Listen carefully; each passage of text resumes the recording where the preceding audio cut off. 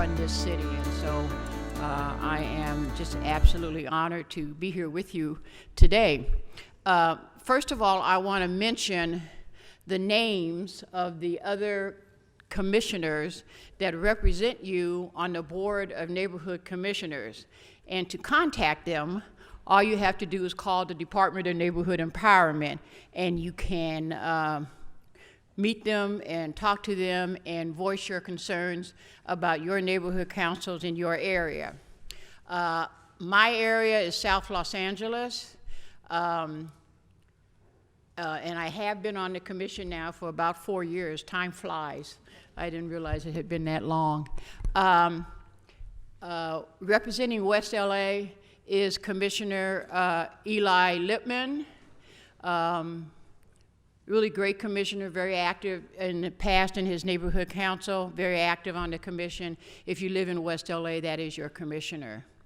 If you're in the North Valley, and to me that's like living in Timbuktu, the North Valley is represented by Commissioner Vo Ramirez, Quinn Vo Ramirez. She's the newest commissioner, has been active in her neighborhood council in the North Valley, and has already made an impression personally on me as being very thoughtful and caring about the neighborhood council movement. So if you need to know need any information about the North Valley, please call the department and they will put you in touch with Commissioner Vo Ramirez.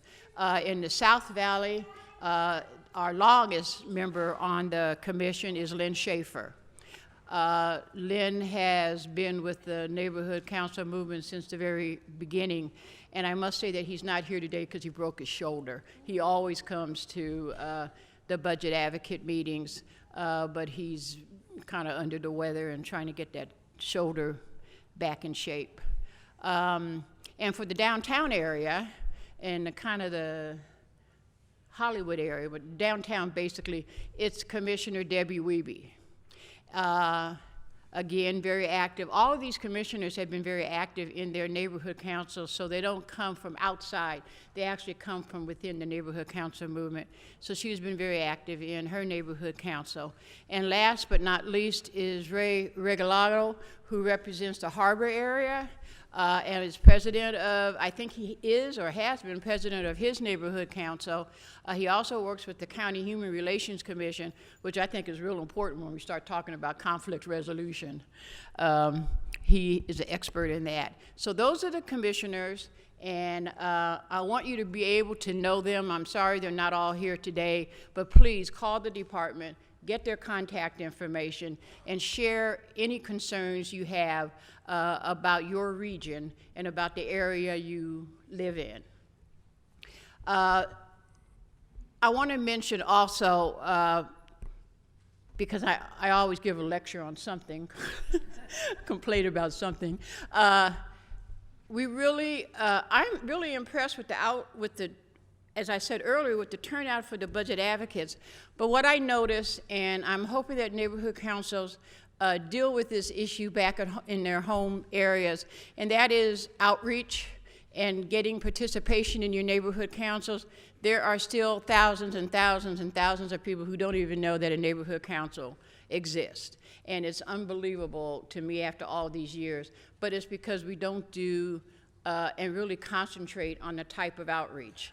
And also we're talking about certain issues, again, bring up bad news, but we have to learn as neighborhood councils to get along with each other, to work with each other, to do leadership development, and new people are coming into the neighborhood councils now, thank goodness, but they have to understand and deal with folks that have been in the neighborhood council movement for a long time, and we have to kind of learn how to all get together. So we really are talking about at the commission about leadership development and doing a little bit more serious job about developing some sort of leadership development program, and we will be asking for input from the neighborhood councils on what they think some of the good ideas would be on leadership development, conflict resolution, and that sort of thing. So I just wanted to mention that as an issue that will always be important to me. I'm president now, and I've been president for 2 years, but it's going to be somebody else's turn in another month. We rotate the officers of the president and the vice president. So it's going to, we'll have an election next month. But I'll still be on the commission, and I'll still be able to maybe spend more time now in South LA. So with that having been said, I'm very glad to be here today. I really love the Neighborhood Council movement. I am one of the charter members of the Olympic Park Neighborhood Council. And so I learned a lot about the Neighborhood Council movement. And then I went and worked with Mark Ridley Thomas on the Empowerment Congress when he was in the legislature and now in the county. So I understand the Neighborhood Council movement, and I think it's a great way to involve citizens. And so I'm so happy to see you here. It is now my pleasure to introduce to you the general manager of Dunn, at least for now, Gracie. Gracie Liu. Good morning, Neighborhood Council leaders. Yes, y'all full from your awesome breakfast. I'm Gracie Liu. I am currently still the general manager of the Department of Neighbor Empowerment. I will be shortly transitioning into a new role as a city engagement officer, where I will be assisting with the recruitment, onboarding, education, training of city workforce. So I'm excited to do that. Even though I will be leaving my neighborhood councils, please know that you are always in my heart. So what I want to do is, first, can we please give it up to the budget advocates, my staff, especially John Darnell and Julia Antolin, and our speakers today. Yes. It takes a lot to put on this event, and I'm really appreciative of all of them for being a part of it. So I'd like to take a short survey of those in the room. How many of you are now new neighborhood council board members? Raise your hands. Yes, all right, thank you. How many of you have up to 5 years of experience in the neighborhood council system? Nice. How about 10 years? 15? 15? Oh my goodness, there's a two-hander back there. 20 and over. Yeah, what's up, Kevin? Thank you so much for your service and for being involved in the neighborhood council system. So as you may know, neighborhood councils were voted into existence in 1999. So the department is actually going to be turning 20 next year, with the first neighborhood councils that were certified hitting that milestone in 2021. So it's been my pleasure to work with the neighborhood councils for the past 11 and a half years. Before I joined the department, we were in like a big certifying phase where we created 87 neighborhood councils around the city at that time, and we basically had settled into providing meeting operations, elections, funding, and training support for the nearly 1,400 board members at that time. That was like 2007. And we did this all in one department with a staff of nearly 60 and the help of the city attorney's neighborhood council advice division. So we don't do this alone. So I joined as a project coordinator. So your neighbor empowerment advocates, I joined like one of them, and I was working the field in the valley. And I'll never forget my first neighbor council meeting. It was a planning and land use committee meeting for the Sun Valley Area Neighborhood Council, where the board members, or the committee members, Michael Guerra, Mary Benson, and Carl Kunyak, there were three very dedicated senior citizens. They were negotiating with a representative of waste management about an expansion that waste management wanted to do for their treatment facility in that area. So Mike, Mary, and Carl were patiently asking for mitigations for the community to address the trash smell, using sprinklers and greenery to block the view of the expansion.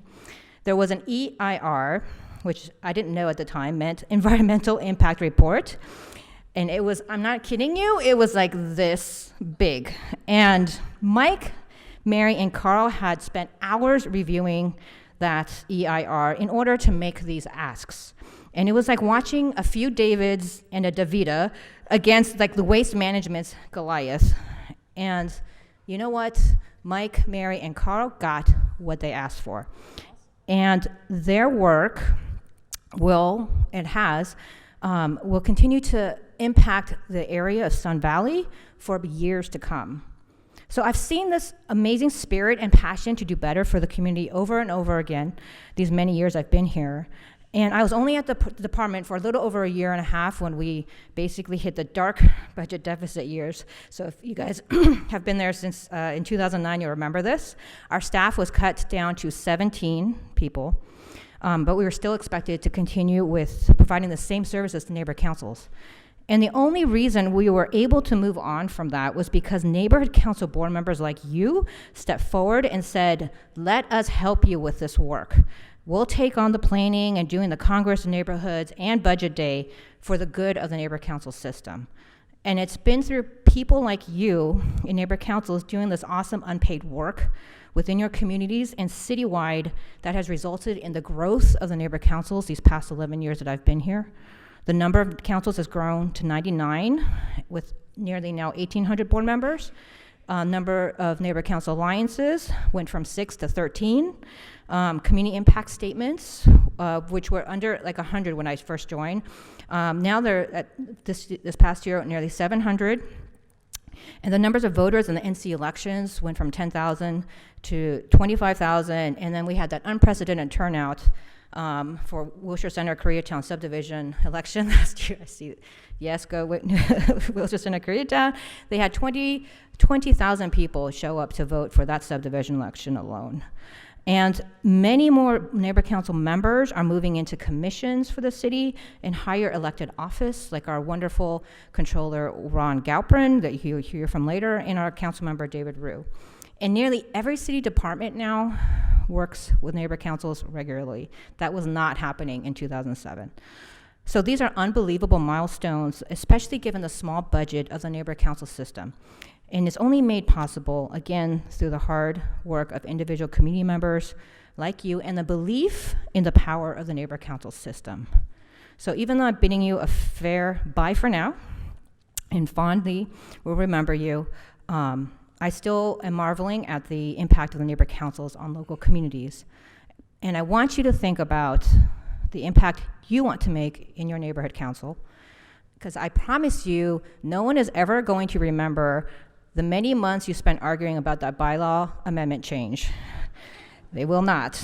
They'll remember you that you made an impact with the park that you made happen, that street that you made great, the trees that you planted in the neighborhood, and the neighborhood council system that you helped to grow to make government more responsive to your community. And I'll remember Mike and Mary and Carl, and I'll remember all of your commitment and passion to be here this morning to talk about budget with all of us. And I'll also remember the dedication of my staff, because believe me when I say that we are all neighborhood council nerds and your biggest cheerleaders in the city. So I will always wish you the best and all the success that you can have with the neighborhood council system. And I thank you for your service, and I hope you enjoy Budget Day. So thank you very much. So it's my honor now to introduce one of your co-chairs of the Budget Advocates, Jay Handel, who has, through these many years, helped grow the power of the Neighborhood Council Budget Advocates and the system of the Neighborhood Council Budget Advocates. And I also say that in 11 years, he's grown this ponytail that he has, this very cool ponytail. Did not have this in 2007. So welcome, Jay. Thank you.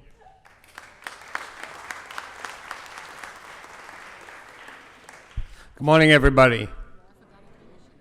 Oh, you forgot a commissioner. Who'd you forget? Maggie Derrick Quiros from East LA. So if you're from East LA and you're looking for your commissioner, call Maggie. She's waiting for you. Right? Okay, cool. Thank you, and good morning. Thank you, Gracie. And yes, the ponytail just keeps getting longer day by day. I'm tired of watching paint dry. Hi, everybody. Welcome to the newbies. Welcome to the people who've been around a long time. My name is Jay Handel. I'm the co-chair. I'm the outgoing co-chair.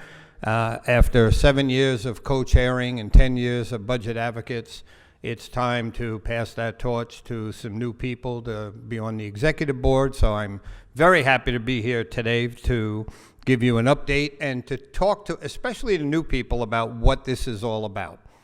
I had a very interesting conversation outside with Ann Job, who was a budget advocate for a while. And she asked me the question, what if What if there were no budget advocates?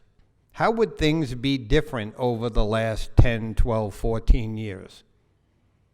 And it's an interesting question considering in my time as a budget advocate, we've recommended over 1,500 recommendations to the City Council, of which about 70% have either been enacted or are being enacted to make better change in our city. So what if there was no budget advocates? Think about that.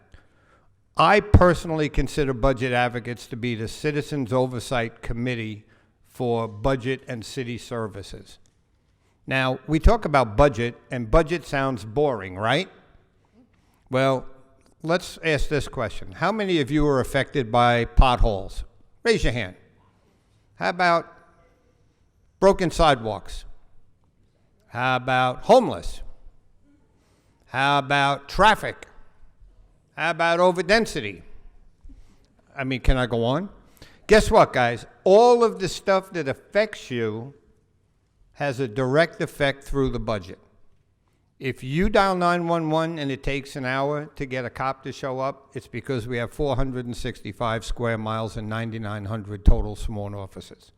Compare that to New York with 450 square miles and 37,000 sworn officers. Our streets are a mess. Our sidewalks are broken. The city's doing the best they think they can. Have they done the best they can on homelessness? Absolutely not. You come down into my area, in my district in West LA, go to the corner of Pico and Centinela on the east side of the street, which is LA, where there's total encampments. The west side of the street is Santa Monica. You could hold a banquet on that sidewalk. There is nobody there. Go to Venice Boulevard, under the 405, north side of the street, LA. Disastrous. South side of the street, Culver City. Not a single person under the bridge. What are we doing wrong as a city? Well, that's the question that we ask as budget advocates. And it's our duty to ask those questions. Because if we let the electeds go unchecked, the city will continue to go unchecked. So the duty of budget advocates is a really important job. And when I say this, and I don't want you to take the job lightly, because some of you may be budget reps and will be coming into your regions and trying to become budget advocates. Budget advocates is a 12-month job. For those of you who think that this is just, oh, I get a title and I get to write a report, it's a 12-month job. We have meetings. We meet with general managers. We meet with union leaders. We meet with staffers.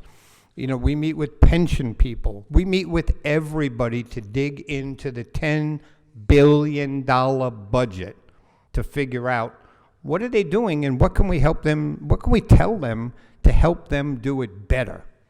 That's our job because it's our quality of life. It's our city. Today we had 540 RSVPs. That's huge. That means people are starting to really get engaged and really starting to care. And why should you care? Well, every time you have to change that pop tire because of the pothole, you got to think about it. When tree trimming in the city becomes a good windstorm, that's not the way it was meant to be. That's not what we're paying our taxes for. So our job is to keep an eye on what they do and how they do it. So when you come into budget advocates, I can promise you, if you work it, you'll see the results. How many of you have read the white papers from the budget advocates? I know they're big and they're cumbersome, but you know what? If you're looking at how does the city make money, let's take a great example, the cannabis industry. This city has bungled the licensing of cannabis more than any city in the state of California, and we are the biggest. We lose over $100 million in fees a year because they can't get their act together and do it right.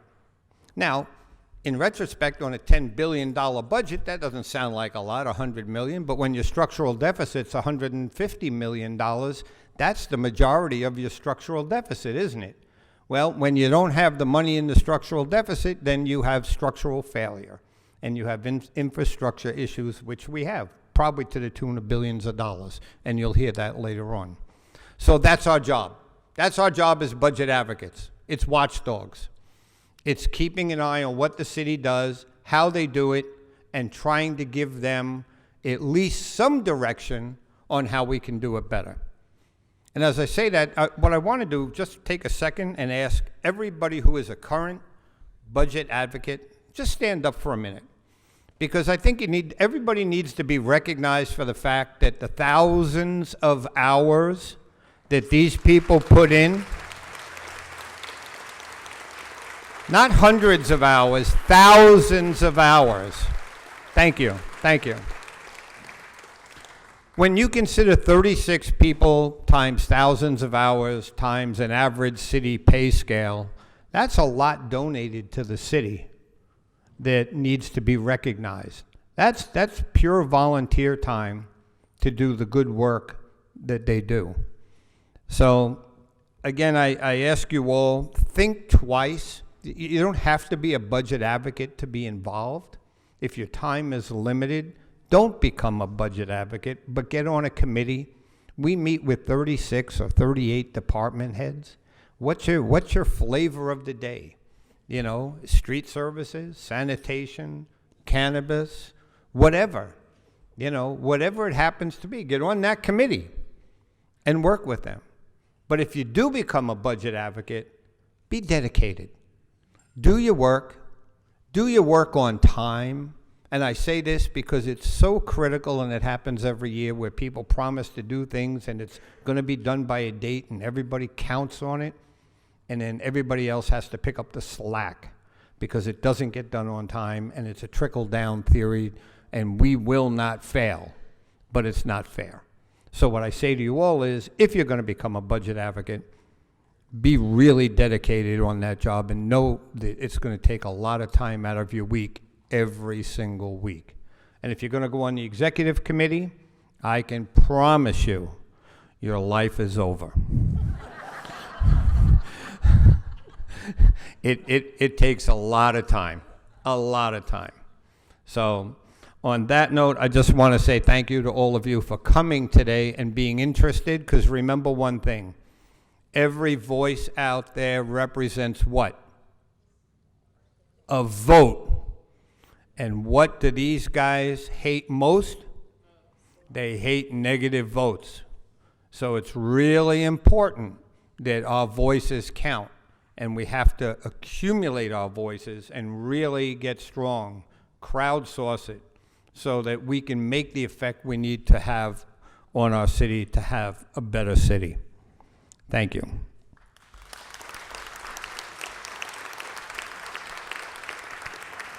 It's my pleasure to introduce our budget advocate treasurer, Howard Kachin, to come and say a few words.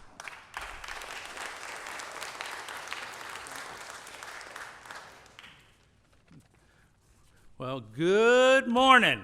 Welcome to City Hall, and thank you ever so much for getting up on a Saturday to come and join us, and hopefully walk away with some information that'll be helpful to you in understanding the budget relative to city services, etc. My first question, and most important question to you, is, how was breakfast?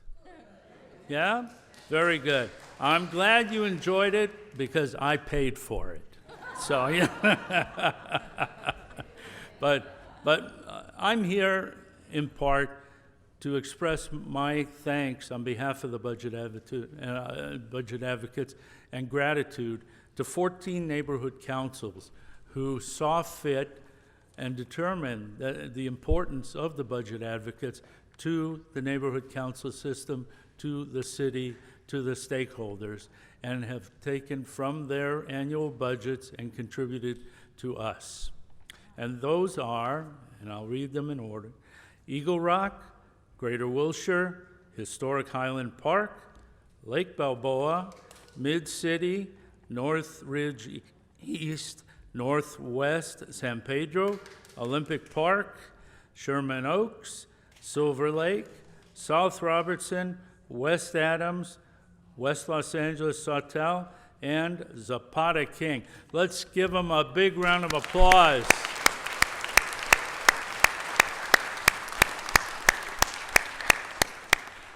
Thank you to you all. Each fiscal year, the budget advocates spend, as Jay said, thousands of hours, literally. I keep the clock, thousands of hours, meeting with city department and agency general managers and senior staff, discussing budget, strategic plans, and operational matters for the coming fiscal year, and based on our collective research, produce a white paper with department and budget recommendations. We have a seat at the table. Table? Seat. Yes? And present and discuss the white paper with the mayor, the City Council Budget and Finance Committee, and the entire City Council. And as Jay alluded to, our recommendations are taken very seriously and often implemented. The budget advocates depend on funds from the neighborhood councils to support our work and outreach to neighborhood councils and stakeholders. We don't receive an annual budget like the neighborhood councils do, although we do receive some funding through the department from Dunn, but that's a restricted account. Funds are used for budget day, regional town hall meetings, outreach tools such as Constant Contact, City Watch, SurveyMonkey, website hosting and maintenance, business cards, operational expenses, printing, copying, translation services, Channel 35, budget day broadcast, and much more. Well, you get the idea. The budget advocates ask each of you neighborhood council board members to please, and if I got down on knelt knee, you wouldn't see me, but assume I'm down on knelt knee. Please ask your board to consider contributing funds to the budget advocate to support the extensive work performed by the budget advocates, exercising neighborhood councils and stakeholders' right under City Charter Article 9, which created the neighborhood council system, specific Section 909, to provide priorities for and recommendations on the city budget to our city elected officials. Funds can be contributed to the budget advocates throughout a fiscal year, not only at fiscal year end. And I'm sure you would agree it is better to keep any neighborhood council funds for use within the neighborhood council system by generously contributing and supporting the budget advocates. Thank you all for all that you do and for the ongoing support of the budget advocates' efforts. Contact me with any questions, please. Thank you.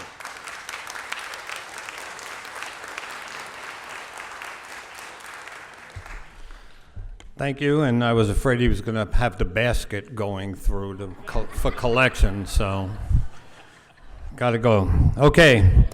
Now it's my pleasure to introduce the CAO's Finance Group Chief, Jacob Wexler. Jacob? Morning. All right, good morning, everybody. I'm happy to be here today, and it's amazing to see so many people out here to talk about budget, which is something that's both a profession and passion of mine, but not necessarily everybody in the world. I have the clicker. So I want to begin today by just talking a little bit about the office that I'm representing, the Office of the City Administrative Officer. Rich Llewellyn is our CAO. He is disappointed to not be able to be here today. It's our role to provide independent analysis of the city's budgetary condition and support of the budget development process, and also to produce all the budget books that we read and that you read. And while it's important that for transparency that we produce information for everybody, what really matters in terms of making our city work is that we have that feedback where people where you read those documents, review them, understand them, provide your input so that we can do a better job. So it's really heartening to see people involved and interested in this, and so much work from the Neighborhood Council budget advocates who are so engaged in this process. It really helps us to make sure the budget is better at the end of the year. So thank you for coming today. This really is the kickoff of the 2021 budget process. So you're kind of the first. And it's great to see that the people of LA are the first ones to get started in this process, which is a long, difficult process. So I'm going to begin by giving sort of a broad overview of the budget. And when I talk about this year, I'm talking about 1920, which is the budget the year that's actually, we haven't started yet, it's a couple days away. Big picture, we have about a $10 billion budget that's under the direct control of the council and mayor. That does not include the proprietary departments. Sorry, can you speak into the microphone? Sure. Okay. Sorry. Thank you. Probably the key takeaway, really, for the budget and the big picture takeaway is that we have to remember that revenues have to equal expenditures. So the amount that we bring in is the amount that we can spend in any given year. So I'm going to start by digging in a little more detail into the budget by first talking about revenues and then talking about the expenditures. So we had like I said, it was a big growth year. We had this year for 1920. We had increases of about $380 million from the general fund budget. And this was really driven by growth in a couple of areas. First, property taxes, licenses and permits and fees also went up. We had a good year for electric utilities tax.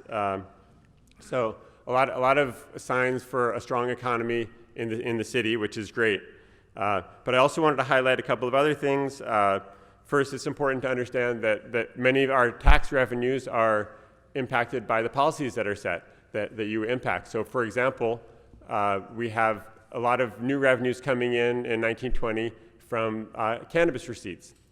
And obviously that's a policy decision that the city makes in order to tax those sales. At the same time, we have flatter tax in the transient utilities tax, which is our hotel tax, as a result of policies to limit the amount of short-term rentals like Airbnb, which is also something that came from the communities, an interest in kind of controlling and limiting that sector. So it's important to understand that the decisions that we make and the policies that you're interested in implementing will have impacts throughout the entire city and on the budget. And when we increase revenues, we have opportunities to provide more services, and when we decrease them, we have to curtail services at the same time because revenues have to equal expenditures. One quick note, we have the one tax source, the documented transfer tax, which is a real estate transfer tax, is projected to be flat next year. This is a tax that's extremely volatile, and it may be a sign that we're projecting flat revenues, that perhaps we are going to at some point begin to have a slowing economy. We've had a very strong economy, and it's been good for city growth for several years, but that can't last forever. The chart that's up on the table, you don't need to worry about, up on the screen behind me, if you look at the bars, in that chart, you don't need to know what the numbers are, but that's sort of the growth that we've had in our economically sensitive taxes. Just want to point out that if you look, we've had growth for, the last 6 or 7 years. But if you look back over the last 20 years, you see that we don't have that level of growth on a sustained, ongoing basis.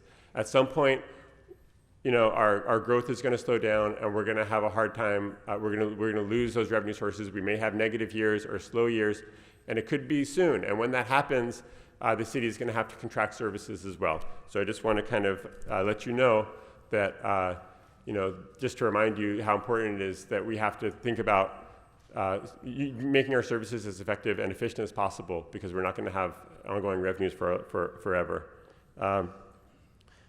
So a couple of things just of concern for the revenues for next year, things to be aware of. I've already, we have some new revenue sources like cannabis, the business and sales tax for that. We don't really know how much is going to come in next year. We haven't had sort of growth at the level. We haven't sort of had the industry running at a quick level, at the level that it's at and growing the way that it is. So it's hard to predict without having that history. And the same with the short-term rentals. We don't know what the impact of the new policy that's going to go into effect in a couple of weeks is going to be on revenues. So there's uncertainty with our revenues. If our revenues drop during the course of the year, we're also going to we may have to curtail services. If they go up, we may have some ability, we'll be able to continue to provide the services that were promised in the budget. On the expenditure side, people always like to think about the size of the city. Obviously the most important part with expenditures is not who works, but what services are provided. And I know that you'll hear about that, and really that's the bread and butter, and that's really the input that we expect and that we need people to provide into the budget process, is which services are most important to provide.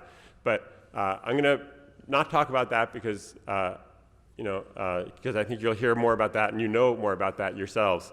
But just to note that a lot of what drives the costs in the city is really employee costs, because the city is it's a service organization, and it's a human-driven organization.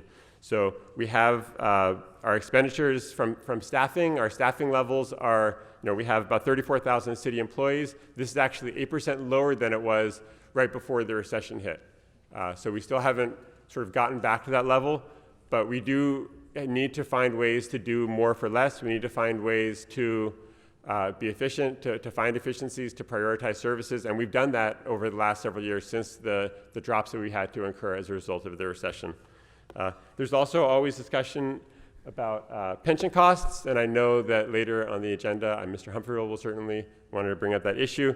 And it is true that our pension costs have gone up over the course. This chart kind of shows that trajectory, that upward trajectory over the last 15.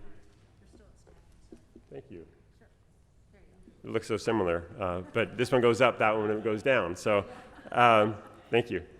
So it is true that our pension costs are going up, but I also want to point out on this one that if you look at the costs of our pensions when compared to the overall cost of the city budget, it actually has been relatively stable for the last 7 or 8 years. So where the total amount we're paying is going out, it's sort of the same percentage that we're paying, around 19% of the general fund and around 12 or 13% of the overall budget. For the 1920 budget, there are there are challenges that could arise during the fiscal year. There always are challenges on the expenditure side. This year we had a huge challenge finding money to pay for all the police overtime that was needed. For next year, the key challenge is that we have several open contracts for all of our sworn police and firefighters, and so those deals could close soon, and there could be costs that occur actually during 2019, during 2020. So next year we could have costs that we did not include in the budget. We're going to have to find a way to find those funds, and again, either from additional revenues or from curtailing services and finding savings, because that's the only places that we can get them from. And always there's a concern that our infrastructure needs, although we provide a lot of funding for infrastructure every year. I live in the city, you live in the city. We need to do more to support that, our vital infrastructure, not only city facilities, but of course our streets and sidewalks and all the other vital infrastructure that we have. And there's clearly a need to continue to identify more funding for that. So I'm going to change gears a little bit. The CEO's office, it's while the most important thing for the city is to provide services to our residents, the CEO is also responsible to make sure that the budget is a fiscally responsible document, or at least to provide information to help people assess whether it's a fiscally responsible document. And the reason that this is important is because we can do a great job of providing services this year, but if we don't have a fiscally responsible and sustainable budget, it's going to be harder to provide it in the years to come. So sometimes, we may make recommendations that we want to not do as much this year, so we have stability to continue to provide those services at a level on an ongoing basis. Because what we don't want to do is to build buildings that we can't fill. We need to think about the full costs of everything and have a sustainable budget. So what we do in the CEO's office is we do an assessment of 5 key financial policies. On the bright side, and I'll go through them quickly. On the bright side, we are in compliance in 1920 for 4 of those 5. And the 5th, I think, will probably be there in about a month. The 5th one that we are not in compliance with is the Budget Stabilization Fund policy. This is our rainy day fund. The contribution that we made was below the amount that was required by ordinance, but that's because we hadn't yet adopted a new sort of threshold. We hadn't adopted the new ordinance, which is before council next week and should be considered next week by the city council. If that's approved, we will fall into compliance with that policy as well for that rainy day fund. So I'm going to go through the other policies quickly. This is a reflection of our city reserves. As you can see from the chart, our city reserves are at the highest levels that they've been historically. There are three components to this reserve. The first is sort of an operating reserve. It has $35 million that we can use next year to help us for any expenditure problems or revenue problems that come up during the course of the year. That's higher than it's been for the last several years. Our reserve fund, which is our main bucket of contingency money, that also is at historic levels, both in terms of the total amount, over $400 million, or around $400 million, and in percentage. And finally, our budget stabilization fund will begin the year at $114 million, which is also an historic high. So our reserves are strong. So I mentioned before that we had concerns about maybe the economy slowing down. This is one thing that we did not have when we had the Great Recession back 10 years ago. We did not have reserves at this level. So that's a sign of fiscally responsible decisions that have been made by the city council and the mayor over the past decade. Second policy is the investment that we make in general fund towards infrastructure. We are investing over 1% of our general fund dollars towards infrastructure, which is the policy. I want to note that we spend a lot more money than just general fund on infrastructure, but this is a policy just to show that we're willing to sort of pay cash to make sure that on these vital resources. Third policy is compliance with our one-time policy, which means that we need to use all of our one-time revenues. If you get a one-time revenue in, you really have to use those revenues for one-time services. Because if you use them for ongoing services, we're going to have to curtail those services when those revenues end. So we are in compliance with that policy. We have about 2 times as much one-time revenues as we have one-time expenditures. This is also a good sign for sustainability. Finally, we have a couple of debt policies. Just to show you, that line is our debt limit, and the bars below are our projections for how far below that debt limit we're going to be. So we do have capacity in terms of our debt. Obviously, we have to pay for debt, so it doesn't mean we want to go up to that level, but it does show that we're responsible and complying with our own sort of limits that we're setting for ourselves. There was mention, Jay made a mention of the structural deficit. This is our outlook. The CEO produces an outlook of the next 4 years of anticipated spending and revenues. For the first time since, the 2000, 2001, our projections in this regard show that we actually are anticipating surpluses for the next 4 years, small surpluses. And the major caveat to this is this does not include the labor deals which are about to be negotiated and concluded with fire and police and a lot of the civilian unions. If there are costs, employee-related cost compensation adjustments as a result of those deals, we will probably, it could, reduce those or eliminate those surpluses in the coming years. So, but at least at the time of the adopted budget, we're not reporting, and through our analysis, we don't think that there is a structural deficit at this time.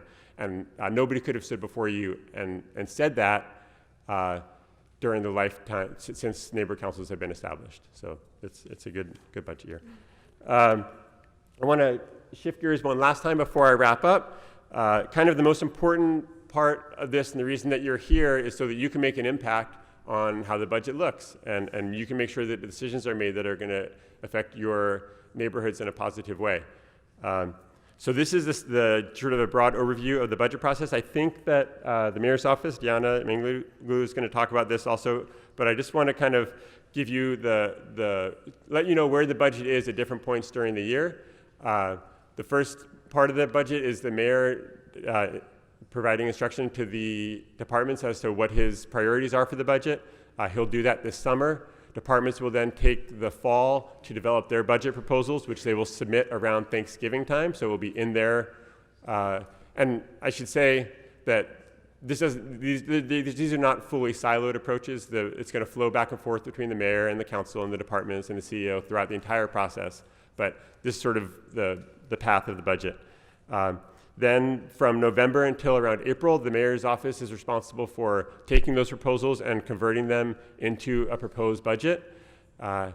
April 20th is the charter deadline for the mayor to submit his budget to the city council, and city council does its deliberations and approves the budget and changes the budget over the course of the subsequent 6 weeks, when it can go back and forth for potential veto and override of that veto by the city council.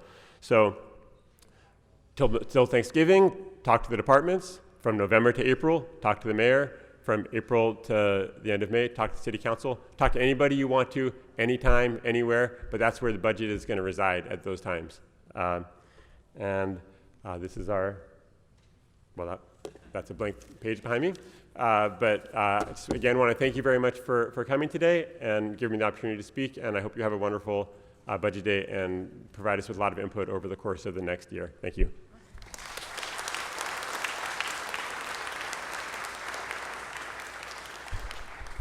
Okay, wake up.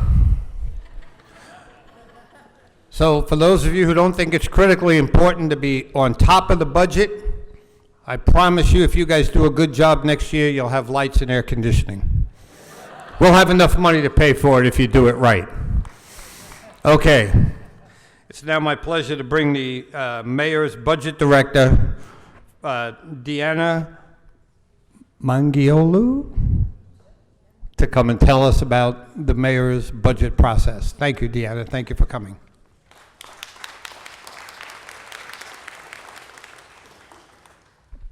Well, good morning, everybody. Thank you very much for being here on a Saturday morning.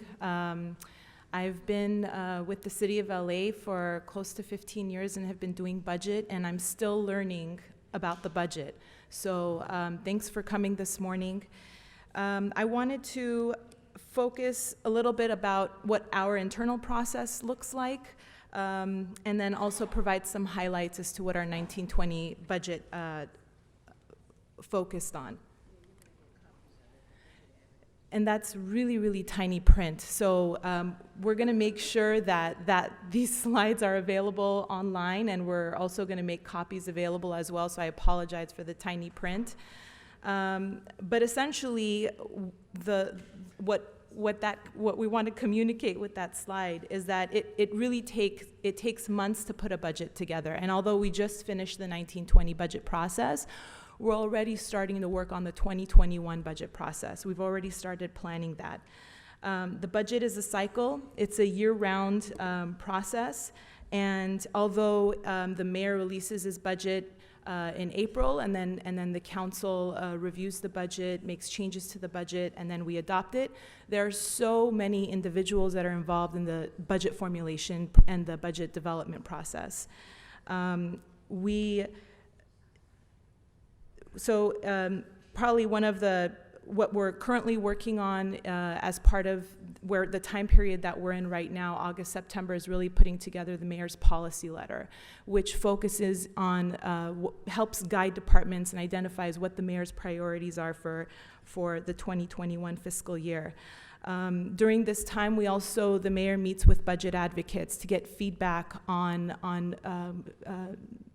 concerns or just general feedback that budget advocates would have for the mayor to consider as part of incorporating into the mayor's policy letter. Once that's released, then in November, the departments, we have over 30 departments in the city of LA, hundreds of thousands of people that work within these departments, and every department develops its own budget. Within the departmental budget division, they have subdivisions, and you have these different subdivisions putting the budgets together. Those departments submit their budgets in November for the mayor to consider as part of, in the next couple of months between November and March. which is really the budget formulation process.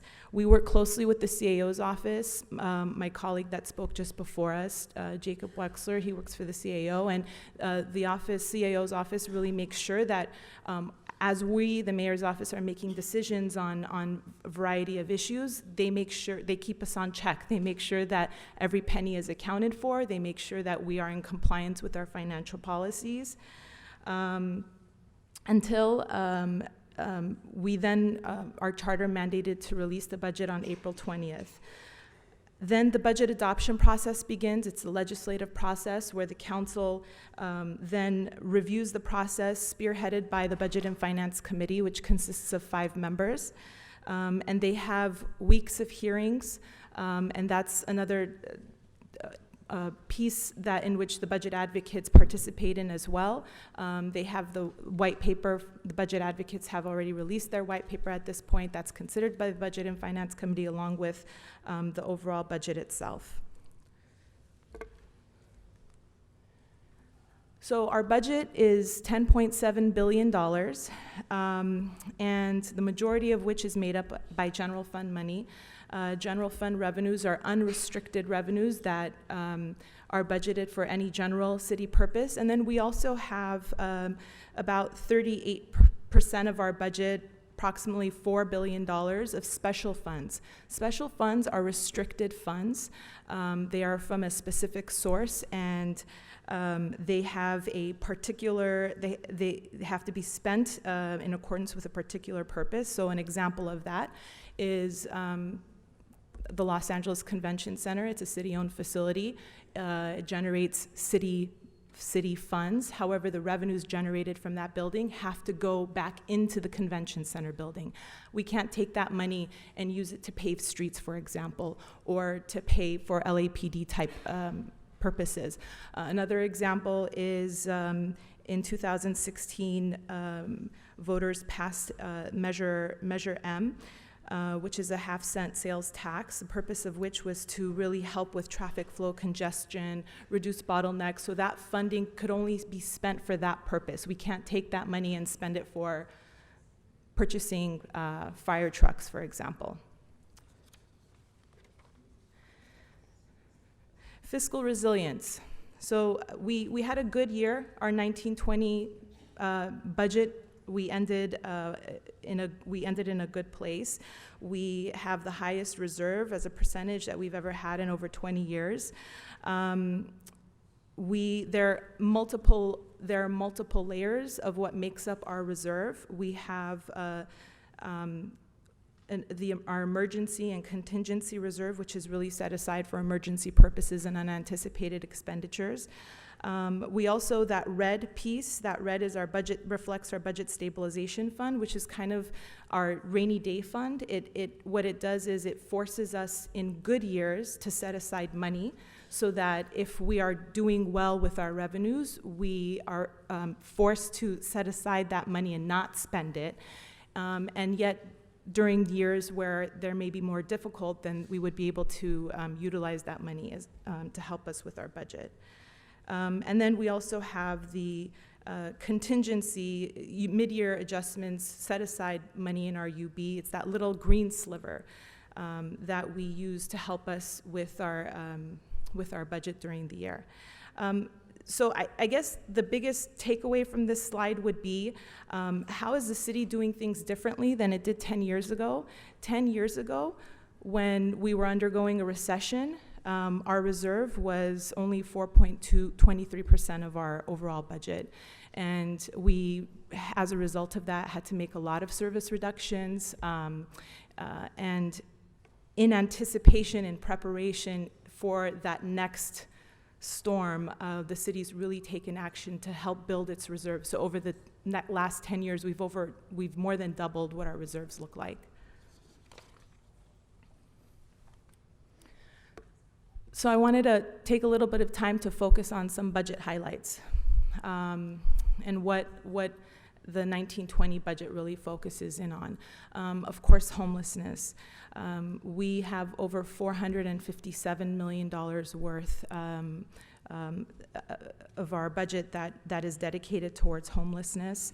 About 65 million of that is spread across various departments. So that includes things like overtime money that we have provided to the police department to provide patrol for the bridge home sites that the city is currently developing. We have 14 bridge home sites that are currently under construction. 3 of them are anticipated to open this fiscal year, and what we've set aside money to provide additional patrol for those sites.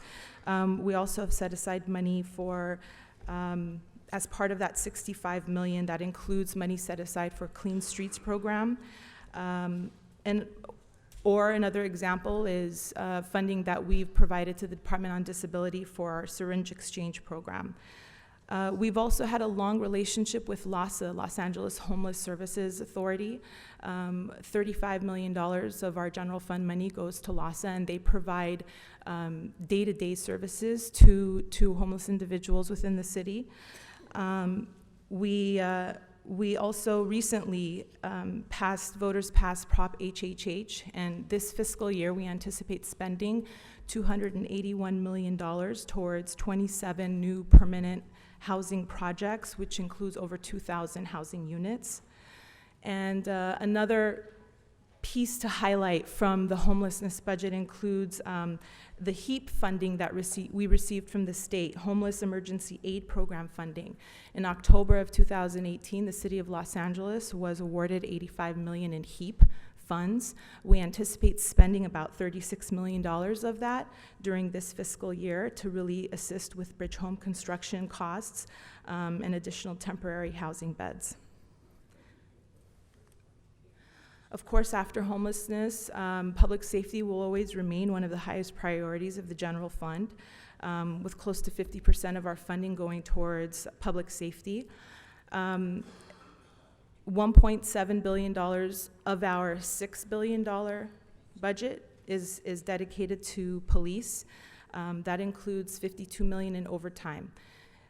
What we've added to this year's budget, a highlight to this year's budget, includes an additional $8.5 million for the bridge housing security, which I mentioned earlier, and then also $10 million for cannabis enforcement, funding that's been set aside to investigate and shut down illegal cannabis businesses. Technology upgrades.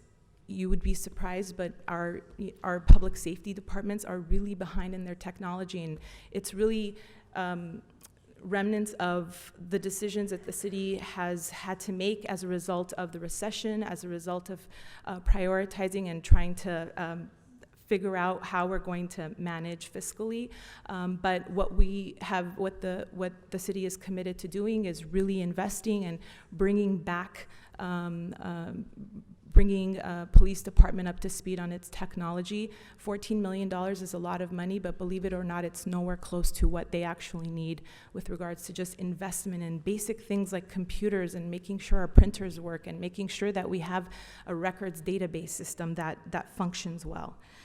About $687 million for the fire department. Other highlights includes we've also set aside money for cannabis enforcement for fire department as well.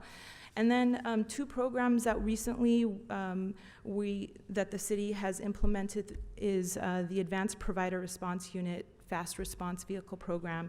These programs began a couple of years ago and really provide an alternative model to our traditional service delivery models. Jay mentioned earlier, there are core issues that are important to all of us as LA residents.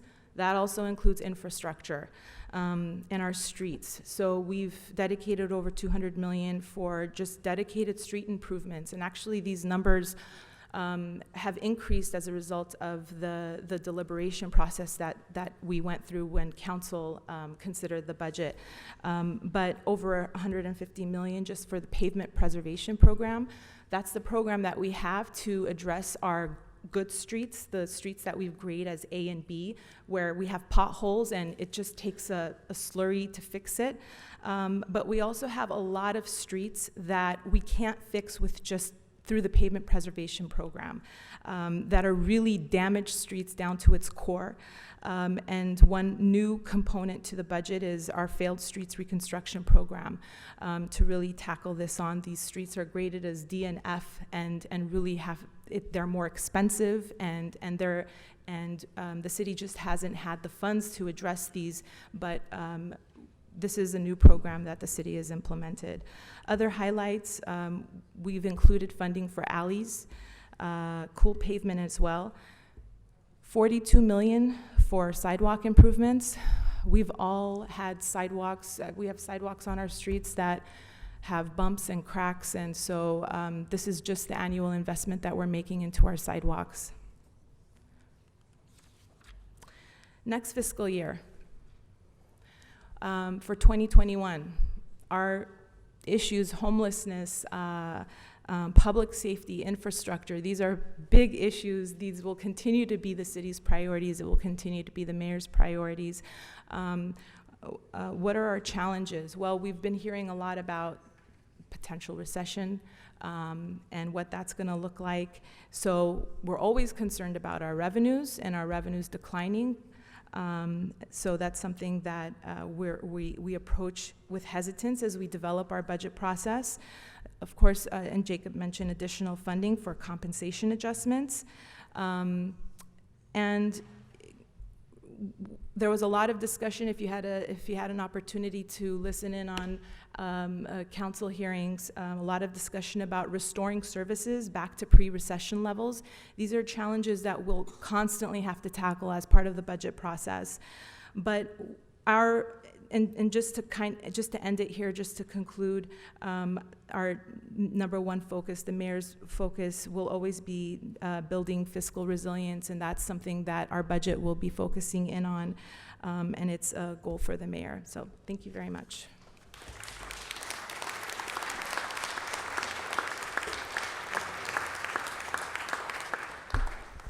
So remember those words: additional compensation, revenue declines. What could all that add up to? Less services, bigger deficit. That's why it's so important that we're here.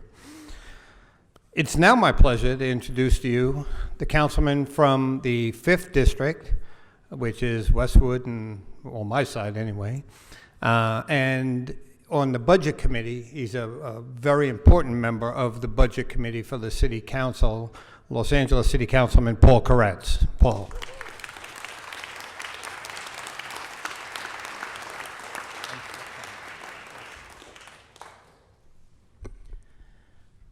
Well, thank you, Jay, and good morning, everyone. This is an incredible turnout. As many of you know, I'm a longtime supporter of neighborhood councils. Helped to brainstorm them with Councilmember Joel Wax many years ago. And I served with my own local Mid-City West on their policy committee before I got elected to the city council. And I want to thank you for all the countless hours and days and weeks that you all contribute to our city. When I first joined the LA City Council in 2009, we were about a year into a terrible recession that you all remember. We had to cut key services, we had to reduce staff, although I helped lead the successful fight internally to stop a plan to lay off 5,000 people to solve our recession. We wound up with almost no layoffs, which I think was a great achievement. But it was not a pleasant time. We got through it thanks to some hard work and some serious belt tightening. But today, after the City Council approved a $10.7 billion budget for this fiscal year, we're in a better financial place. We were able to produce a good budget that reflects our priorities and takes another step on the road towards recovering what we lost during the recession. Many departments will be able to increase the amount of service they provide you, and I'm especially pleased that some of my own priorities have become part of this budget. We've provided seed money to create something which I'm proud to be the council's leader on, an eviction prevention program, also known as the Right to Counsel.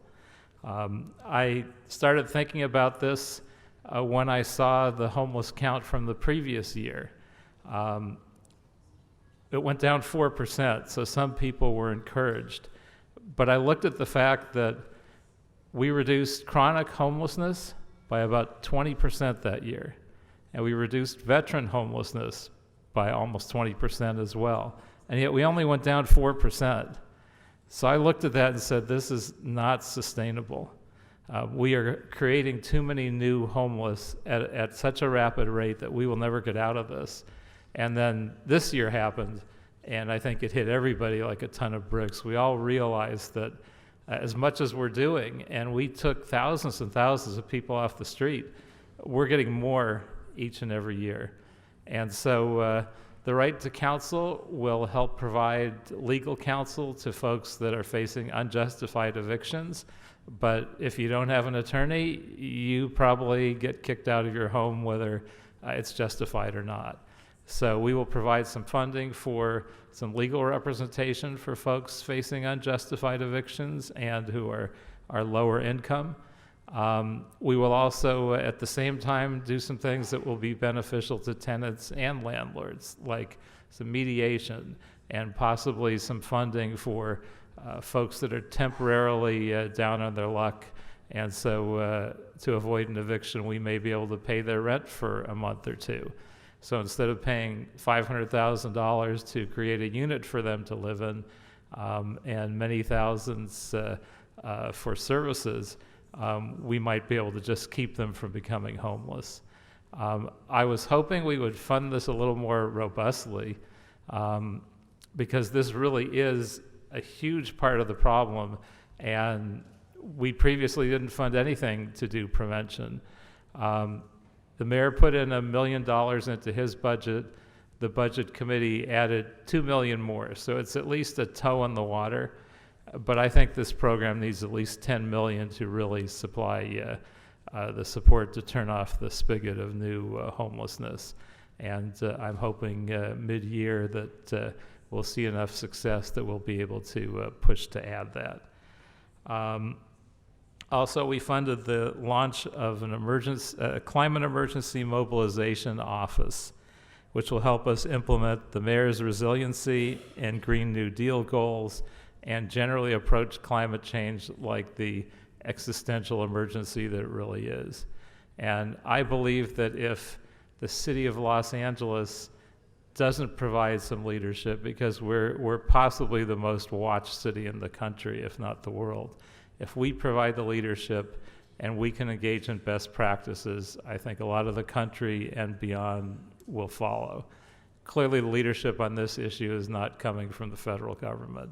So the cities have to provide it, and that's what I'm hoping this will move us towards. Also, we've finally provided funding necessary to begin protecting the connections of the open spaces and wildlife corridors in the Santa Monica Mountains. The hillsides and canyons of Los Angeles are not just a beautiful backdrop to the Hollywood sign, but it's a fragile ecosystem that is home to mountain lions and bobcats and deer and owls and hawks. And it turns out it's one of the most precious yet fragile wildlife habitats in the world. This hillside area is also part of a statewide movement, and we believe it'll be a model for permanently protecting the lungs of our city, especially as climate change continues to challenge the adaptability of our planet and the whole human species. Also in the area of planning, staff is being added to implement the home sharing ordinance, which is critically important and I believe will bring back thousands of units to the rental market and indirectly help address our homeless problem. That goes into effect on July 1st. And also we funded critical work on updating specific plans, which is desperately needed in the city of Los Angeles. As was mentioned, we'll be undertaking an alley repair program, and I know constituents in my district have long said that our alleys look like they belong to third world countries, and while they may be prone to exaggeration, it's actually hard to argue with them on this point. So I'm glad we're finally funding this, and we'll be working with neighborhood councils to help identify the worst alleys and get them fixed. I'm also pleased that we've added to the reserves. At one point, I used to be on the West Hollywood City Council also, for those of you who don't know. I helped to found the city and was on the council from the 80s to the beginning of this millennium. And at our worst point in the recession, the city of Los Angeles had $80 million in reserve, and the city of West Hollywood had $80 million in reserve. Now, the fact that West Hollywood has 1% the population should give us a little pause. They approached reserves differently. I know in the first 20 years of cityhood, they averaged about 5% of each budget year going into their reserves. So at the end of 20 years, they had a whole budget year in reserve. For us, that would be the equivalent of many billions of dollars in reserve. Having said that, we have the most substantial reserves we've had in the city's history. If we hit another recession of the type that we had the last time, I think it still won't be enough to get us through it. But if we hit a more normal cycle, I think our reserves will be adequate this time and be very helpful. So I'm proud that we've made the progress we have. On animal services, we provided them with key resources to help them generate more of their own income through the sale of dog licenses and also creating a more robust fundraising mechanism. We've also ensured that our spay and neuter programs will continue unabated, and we upgrade the care of the animals in our shelters. And I always appreciate the budget advocates and their work and take it into account when I look at the budget and prioritize my own decisions. But I particularly appreciate this year in one area where I was totally in sync and found the budget advocates to be very helpful to me, which is probably the least sexy item in the budget, but of critical importance, and that is to greatly increase the budget for the personnel department. And I've been aware of this need for many years as the chair of the committee that deals with personnel. And each year I've asked the personnel department, what can we do to help make your job easier and more effective?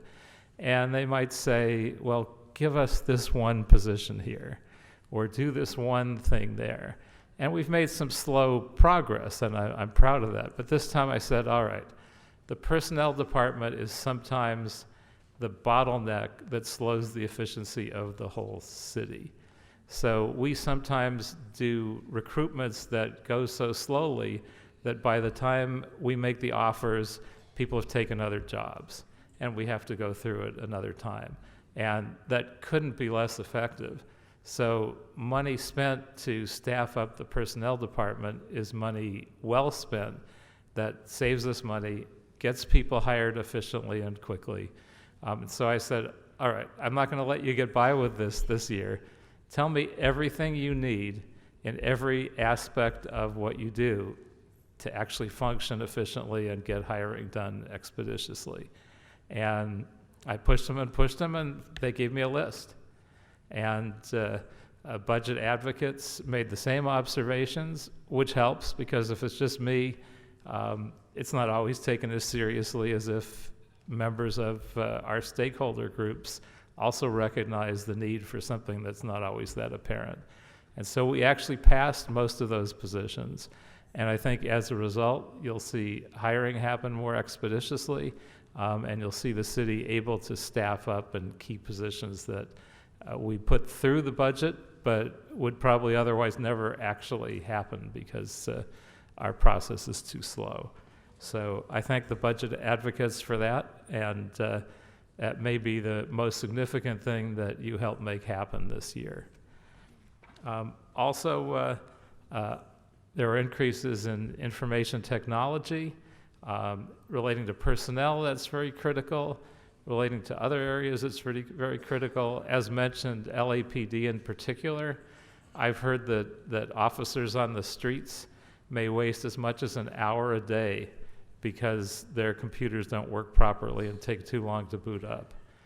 Now, if we're spending $15 million, but all of our officers every year are wasting an hour every day because of outdated equipment, think of how much money we save. We probably save that in the first year or two, but we will be saving countless tens of thousands of hours of expensive and critical police work by just providing the IT upgrades.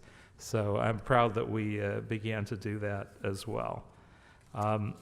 This is one of the most robust budgets adopted during my tenure on the City Council.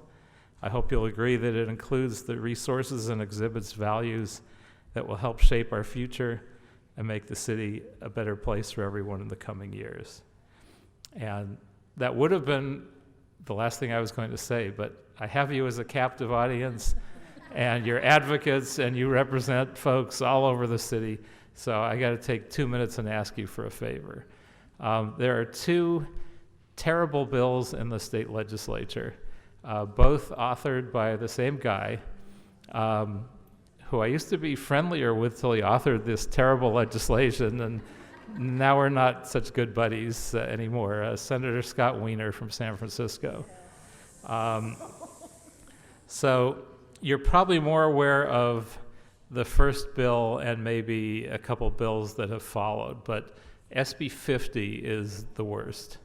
It is designed to devastate local zoning, to devastate just because his vision is that he dislikes single-family home neighborhoods, to devastate single-family home neighborhoods. More than half the city, according to our calculations, where you have completely single-family neighborhoods, will suddenly see 5-story buildings popping up on a single lot. So you'll have all these tall, narrow buildings.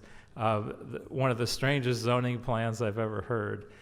To me, it will look like an alien landscape as these start popping up, because you haven't seen this anywhere else in the world. And it has many, many negatives to it.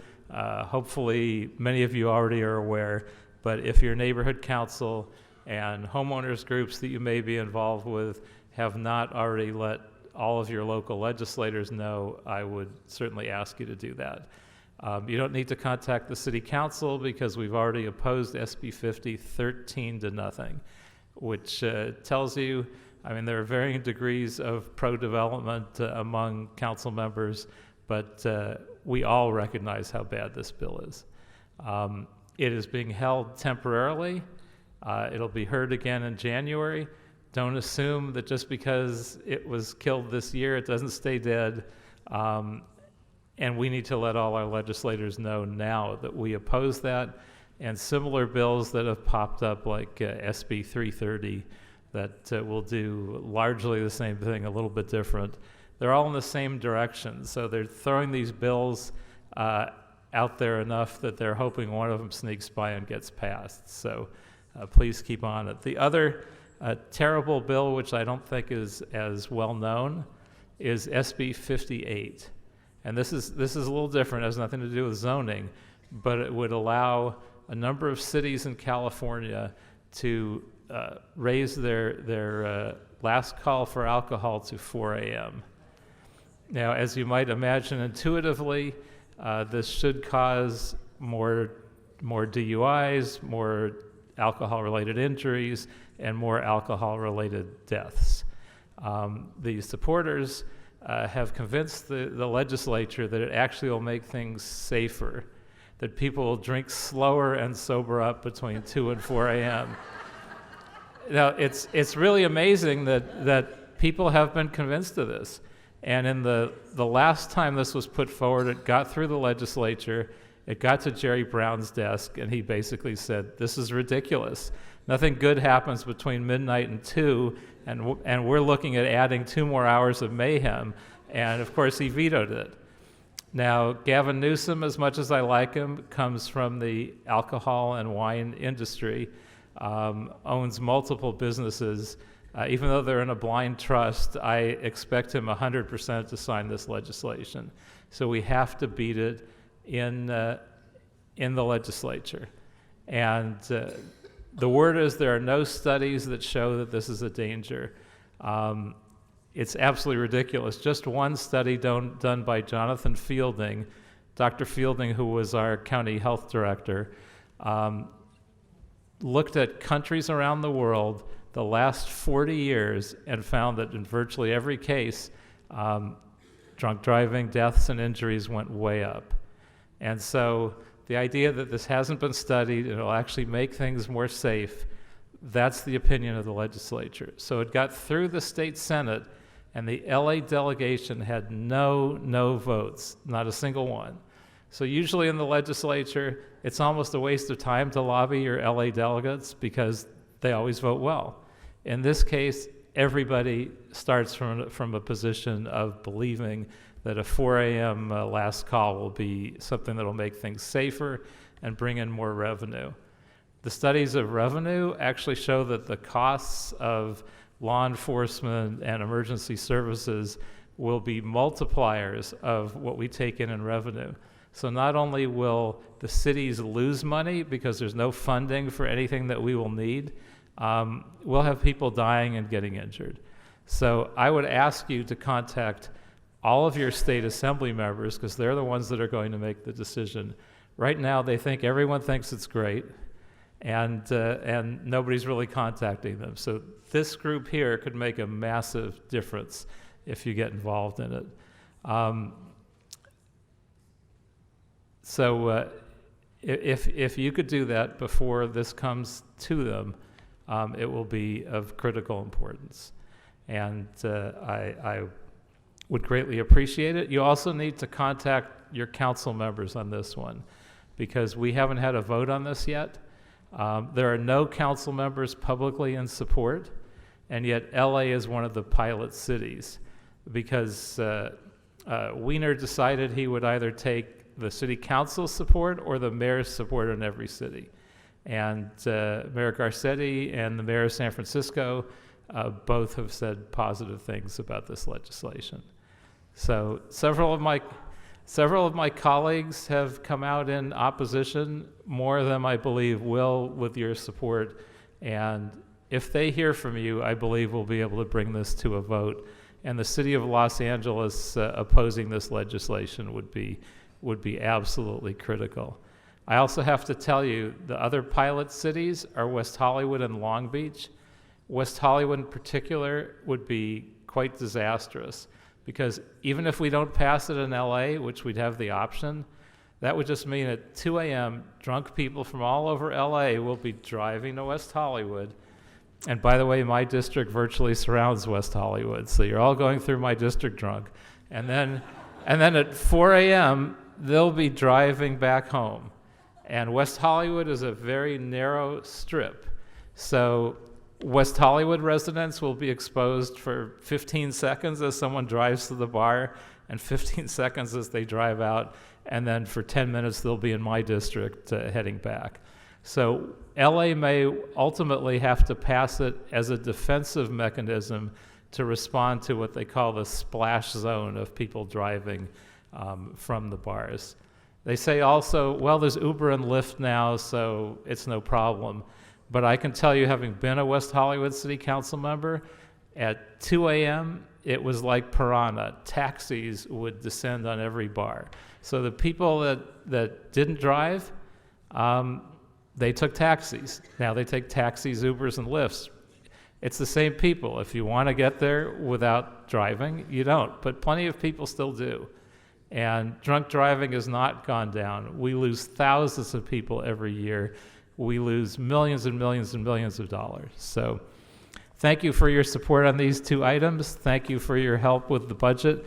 And I look forward to working with you in the years to come. Thank you.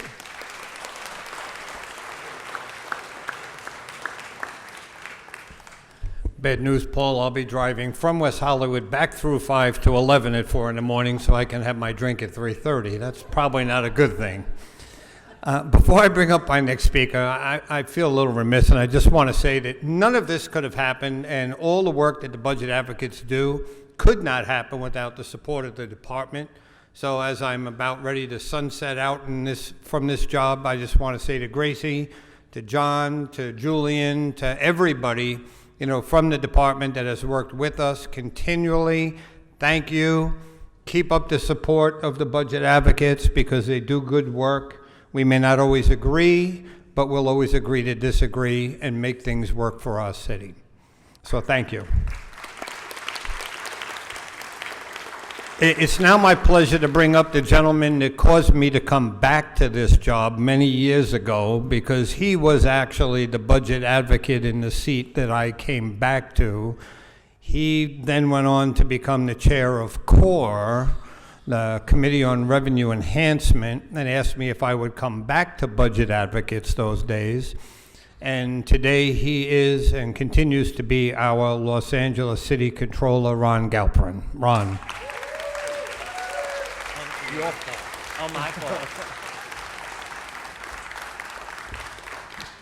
Leave it to Jay to blame it on me. Thank you very much. Good morning, everybody. I'm Ron Galperin, Controller for the City of Los Angeles. It is so great to be with you here, especially because I started off my, dare I say, obsession with everything having to do with the city budget as a budget advocate myself.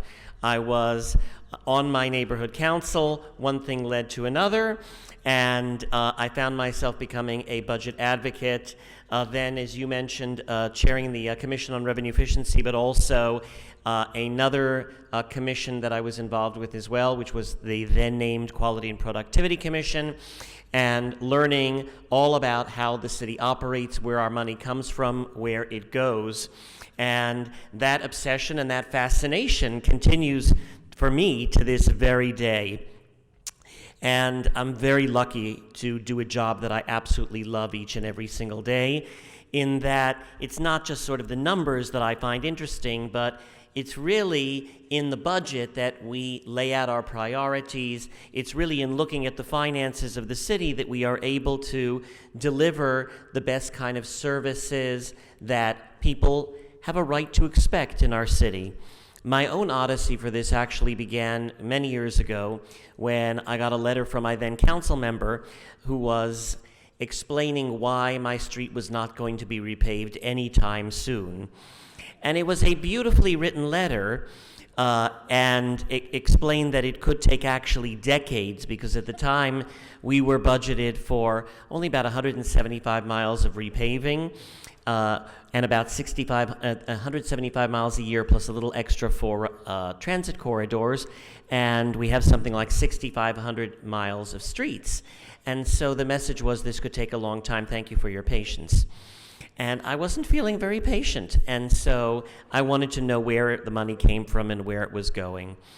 I probably have the most deceptive title of all of the elected officials in the city, in that I do not get to control everything. It is an aspiration of mine, however. And I still also remember right after I got elected, my mother, may she now rest in peace, as only a mother could say, said to me, "Finally, a title to go with your personality." She was kind of right on that as well. But the role of controller is to be the independent watchdog for your money, to make sure that it is being spent in the most effective and the most accountable way possible. We do the auditing, both financial and performance audits of all of the various departments of the city. We produce the financial reports of the city. I do payroll for an intimate little group of close to 50,000 people. All of the money that is distributed by the city in the form of payments to our vendors, in the form of our payments to our employees, they all come through the controller's office and have my signature on it. We do financial forecasting as well in advance of the budget season. And what I branched out to and continue to love is open data. And the use of data, not just open data by all of the public, but making it accessible and usable by those within city and within city management. I believe very deeply in the ability of data, of metrics, of dashboards to actually help shape what we're doing and help us make better decisions. So I have here, behind here, the 3 T's, as I call them, which are about transparency, trust, and transformation. These are the principles that guide what it is that we do in the Controller's office. First of all, the desire to be, and in fact we are, the most transparent city in America when it comes to our finances. Before I came into office, actually, we were ranked at the very bottom by organizations that look at transparency. You can go online today, and I know many of you have, and you can see every single dollar that we spend. By the way, you can download it. It's Facebookable, it's tweetable, it's all those things. But you can use that data to better understand how it is that we spend every single individual item that we purchase is online, who we bought it from, what we paid for it, the details in terms of payment authorization, and more. We also have all of the special funds of the city, and I'll show you a little bit about those as well. The many different accounts of the city, what's going in, what's going out. We've also done a lot of mapping, and I'll show you a little bit about that as well. The second of those T's is trust. And let's be frank, people don't always feel trusting of government, and government does not always necessarily engender our trust or earn our trust. But I think it's really important that we in elective office, and now you as well in that role, because you are elected representatives as well, do everything that we can to build trust.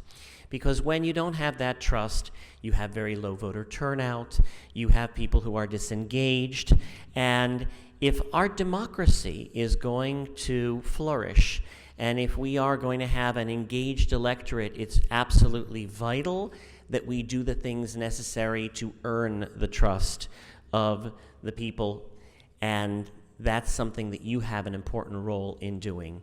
And then the third of those T's is what I call transformation. And think about it, the very basic things that each and every one of us do these days, the way that we do it has changed radically.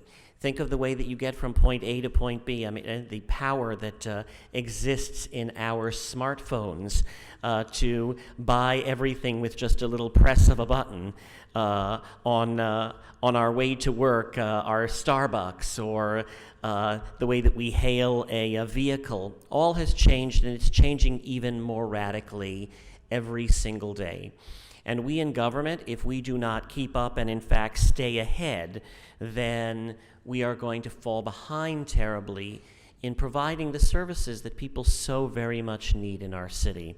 So transforming government is my goal. It's not just enough to make it a little bit better. I think we need to constantly make it radically better for a new age. So behind you here, at least I think behind here, is the annual financial report of the city. And we produce a phone book-sized annual financial report. Some of you are very familiar with it. It's actually what I call the report for Wall Street in many ways. And it has the details of the city's finances year by year. But what I also wanted to do was make it more accessible, make it more interesting, and dare I say, even more fun. And so you can check out what we call our popular financial report, and it's interactive.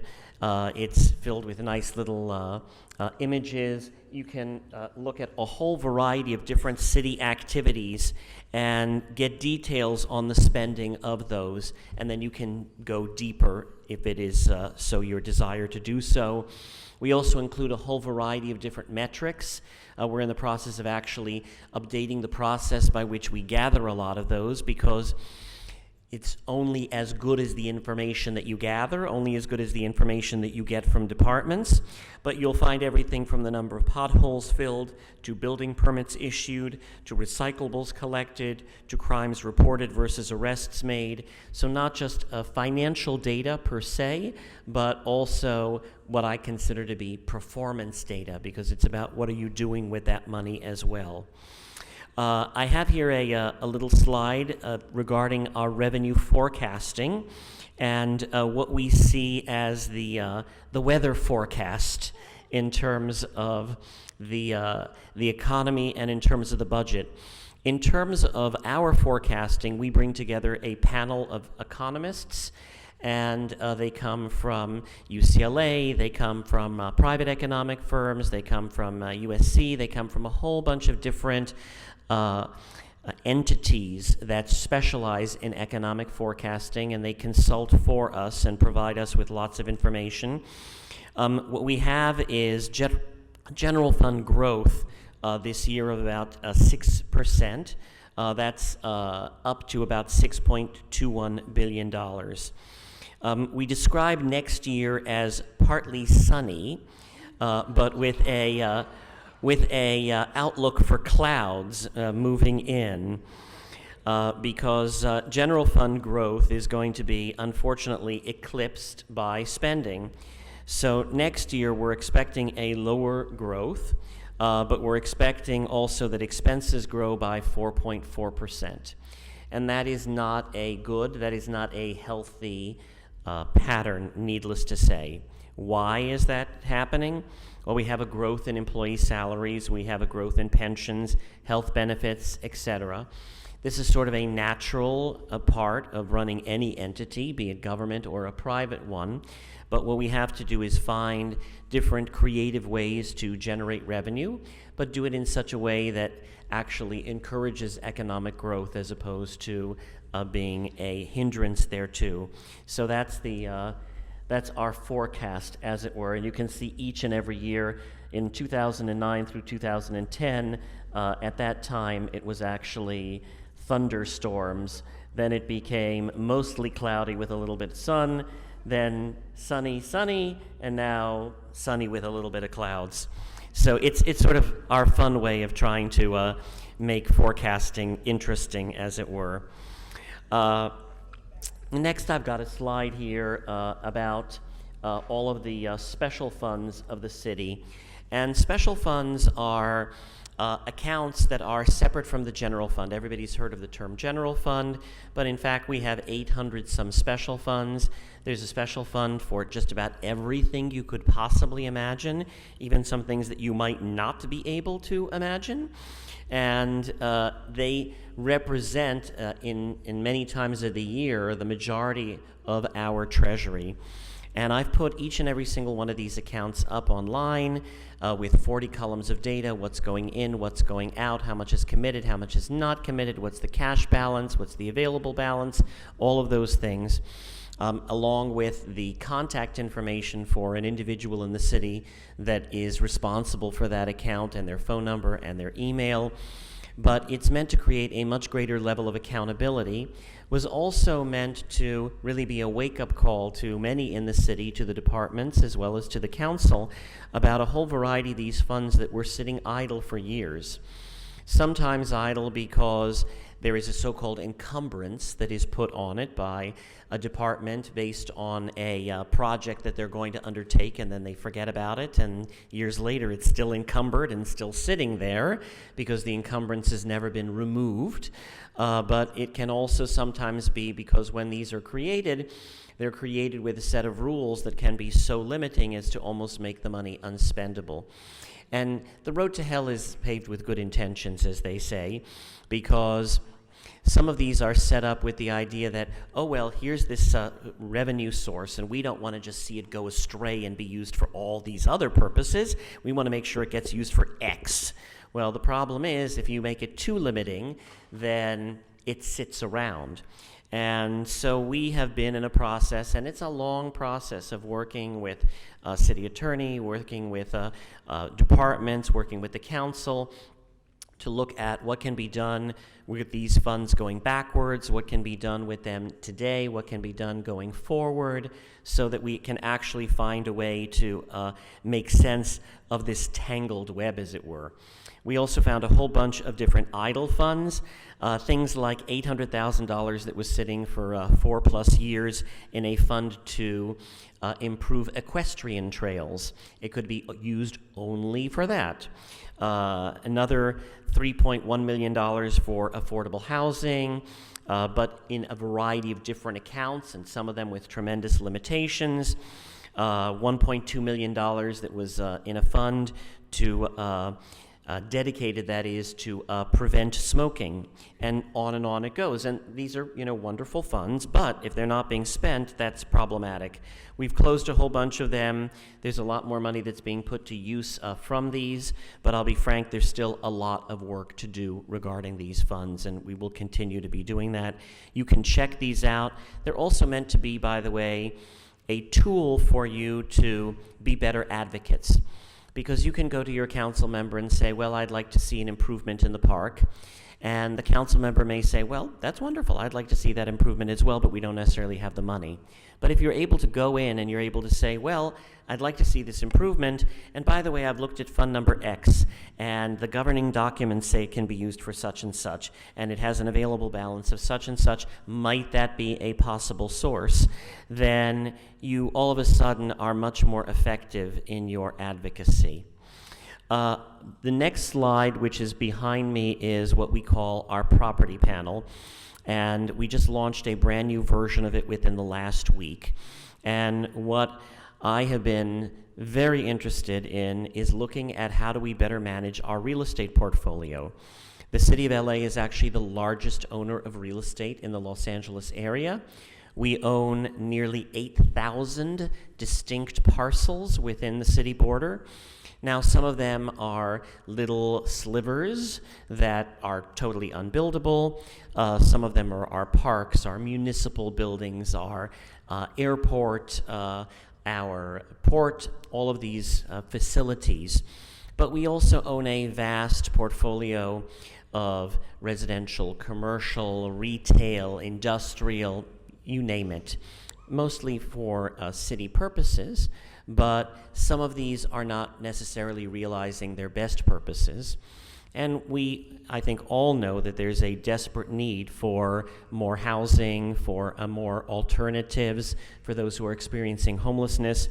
So what I sought to do is to map every single one of our city properties, and we've also mapped every single property owned by the county, by the federal government, by the state, by LAUSD, and by Metro.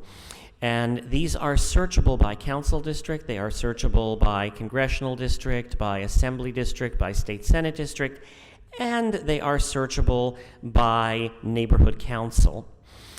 Interestingly enough, the neighborhood council with the most distinct number of parcels, by the way, this does not necessarily mean acreage, nor does it mean that they're all usable, but the one with the most number of distinct parcels is Westchester Playa. Anybody here from there? With 1,187 parcels. Now, many of these are, let's say, houses that got bought up over the years because they were under the flight path, so there's a lot of individual ones. Wilmington area, 863. And Bel Air Beverly Crest, which has a lot of hillside small properties, 551. So you can check out every single one of these. You can see the satellite view, and you can see some additional information about these. Again, it's going to be a process how we put this to use, but it's meant to be a resource to everybody in the city, including you. Lastly, I'll just say that there's a lot of other kind of maps that we are putting up there. In the past, we did one on where you most likely to get a parking ticket and what kind of ticket would that be. We mapped every single one of the dedicated affordable housing units that are income restricted in the city, mapped the oil wells of the city where there are thousands of them, many capped, many in your backyard, and you may not even know about it. We've, in the past, mapped all of the cannabis businesses and which ones were paying their taxes, which ones weren't. And most recently, we've got a map of LGBTQ youth resources because they make up a disproportionate, unfortunately, part of the youth that are on our streets. And so I wanted to make those resources available for anybody on their smartphone to be able to identify nearly instantly. So I urge you to and welcome you to check out all the various resources that we have. I thank you so much for all the work that you do as neighborhood council members. As controller of the city, I am unilaterally authorized to double your pay. Now, of course, as you all know, 2 times 0 is still 0, but you can feel so much better now knowing that your pay has been doubled. And again, feel free to check us out at lacontroller.org and have a wonderful, fantastic budget day. Thank you so much to the staff of Dunn and to everybody else, to all the great volunteers.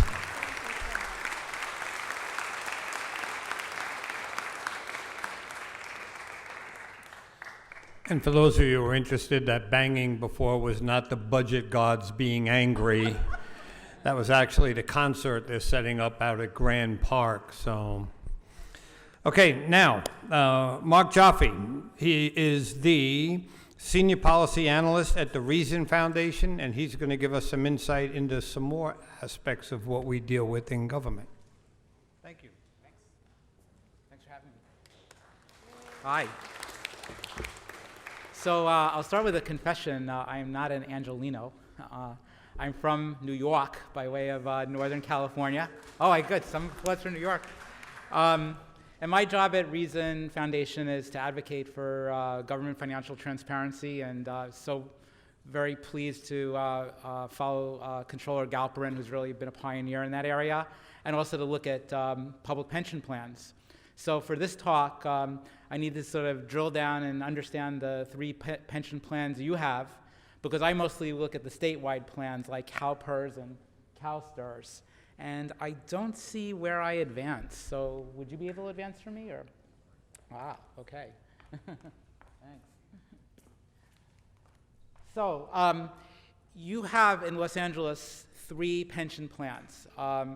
One for general employees, non-safety employees, that's called LACERS. You have LAFPP for fire and police.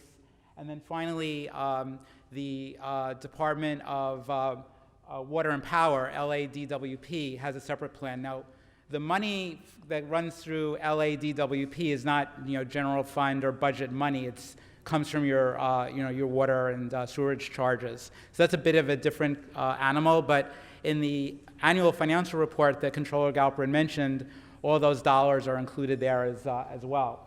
One thing that's interesting about this slide is you can start to see the number of people who are receiving pensions versus the number of employees that are contributing in, and it's sort of getting close to a 1-to-1 ratio. I think if I come back here and do these slides 10 years from now, maybe it will be a 1-to-1 ratio. So that's a big burden on the financial resources of Los Angeles, having to pay for people who earned their retirement, but nonetheless may be living 30, 35 years after they retire and collecting benefits. So it's something to keep an eye on. The 3 plans have all gone through modifications over the last few years. So new employees get slightly less generous benefits than existing employees. And that followed the model that was implemented at the state level with the PEPRA Act, which reformed CalPERS pensions back in 2013. In many cases, the LA benefits were actually more modest than the state benefits. One thing I particularly note is that with respect to LACERS, in many cases, an employee only accrues 1.5% of their salary per year of service. The standard in CalPERS is 2%, but you'll notice that also, it varies depending on the number of years of service, and that is down from 2.16%, which had been more generous than CalPERS. Not much was done to reduce the accrual rate for the fire and police.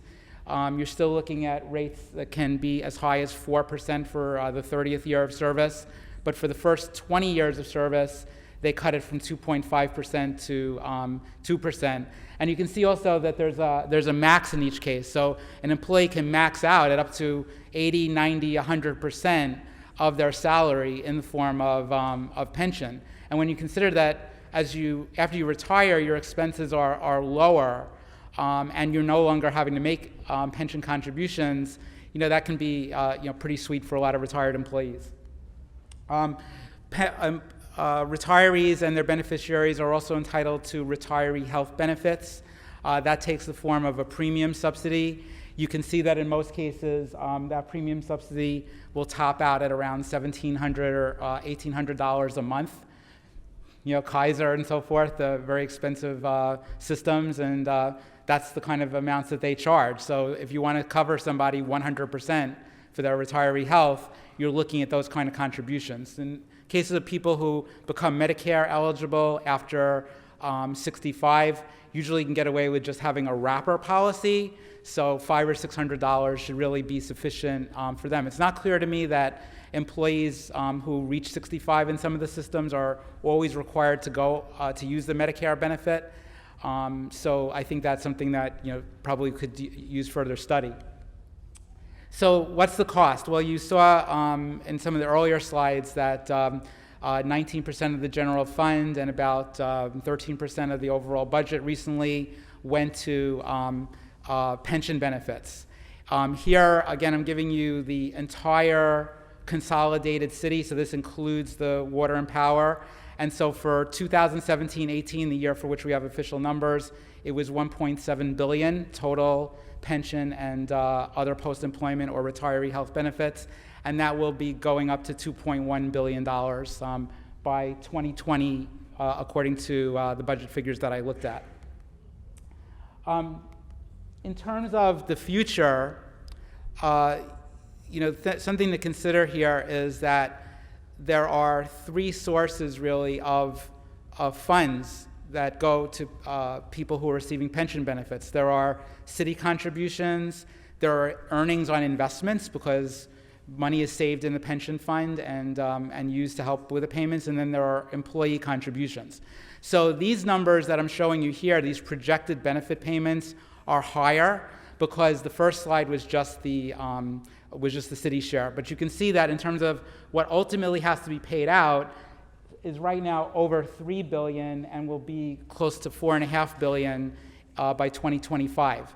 So the ultimate amount that has to be paid keeps going up as more and more people retire, as cost of living adjustments are made, as salaries go up and the pension base thus increases. Los Angeles is sort of notable because you've got a lot of people who are receiving really juicy pensions. So here I've taken some data from a site called Transparent California to show you the number of people who are currently receiving pensions in excess of $100,000 and the maximum pension that's on the that was paid out. The data is mostly for 2018. The LADWP data was for 2016, and you can see that there are a total of 2,800 folks receiving more than $100,000 a year. We call that the $100,000 club, so it's a pretty not so exclusive club anymore, apparently. And you have a number of employees over $300,000.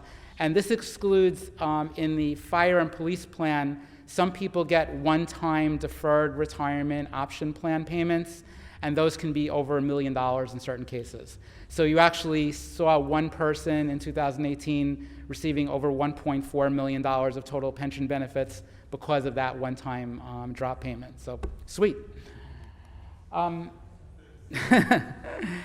So as I discussed a little earlier, pension money is saved up in trust funds, LACERS, LAFPP, LADWP.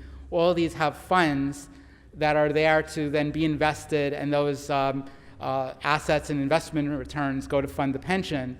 And the good news for Los Angeles is that relative to the statewide plans, CalSTRS and CalPERS, your systems are better funded. CalPERS and CalSTRS are down around 70%, and all three of the plans are well above that. LACERS is in the 70s, the other two around 90.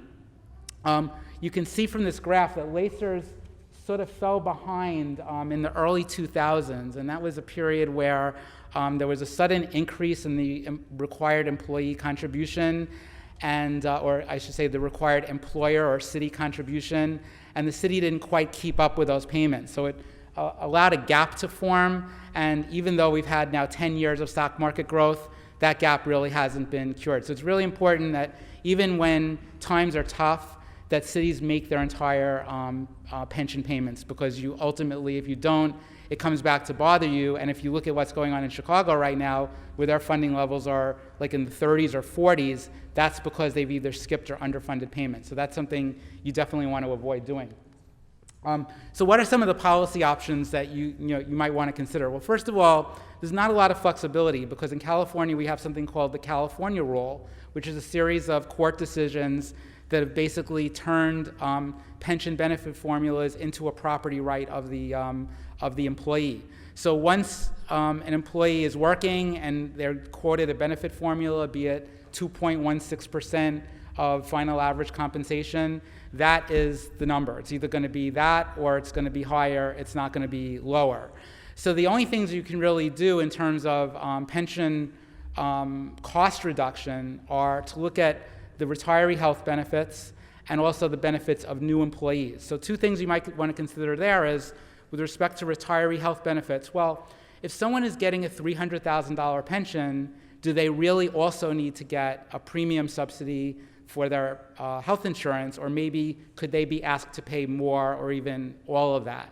And then second, with respect to new hires, people who are not on the books yet, maybe consider putting them into what we call a hybrid plan, where it's a mixture of a typical defined benefit pension plan and a 401k plan like most of us who work in the private sector get. So you're guaranteed a certain level of benefits, but over and above that, the employee is sharing the risk with the taxpayer of what happens in the stock market, and other financial markets. Finally, I wanted to conclude with some relatively good news, although it depends on your perspective. Los Angeles City compares quite favorably to two other government entities that cover most of you, which is the county and the Unified School District. So you can see here what I've done is I've attempted to calculate the unfunded retirement liability per person, or I should say per parcel, per property in Los Angeles. And you can see that for the city, it's about $14,000. So if all the pension and OPEB benefits in the city were fully funded, that would be zero. But because not enough money is there to cover future benefit payments, there's actually an unfunded liability of $11 billion, which works out to $14,000 per property. But that is not as bad as the county, and you see the county has an awful OPEB deficit, $26 billion. So it works out to a total of $15,000 per county. One thing I should mention with respect to LA City is that LA City is very unique in terms of pre-funding retiree health benefits. It's about 50% funded. Most governments are 0% funded. So that's a really good measure that LA took, I think, back in the 80s and 90s to preserve its long-term fiscal stability. And then, of course, as you probably all know, LAUSD is pretty disastrous in terms of its finances. And you can see there's a $21,000 or $22,000 per property cost there. So Los Angeles does have its challenges, but it's also relatively better than other governments in Southern California. At the same time, if you're a taxpayer in LA City, LA County, and LAUSD, you are burdened with all three of those, which is a $50,000 mortgage on your house. So it's really important to keep watching of the situation. Thanks very much.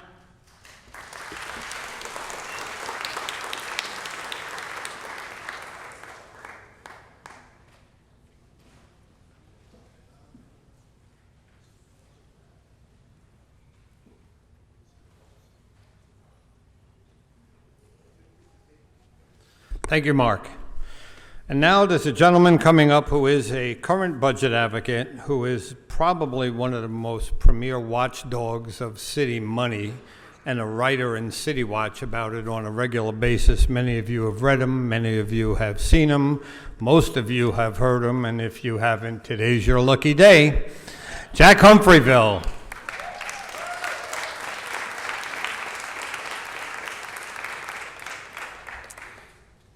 Good morning. I'm going to be a little bit sort of be a skunk at the garden party with regards to the budget.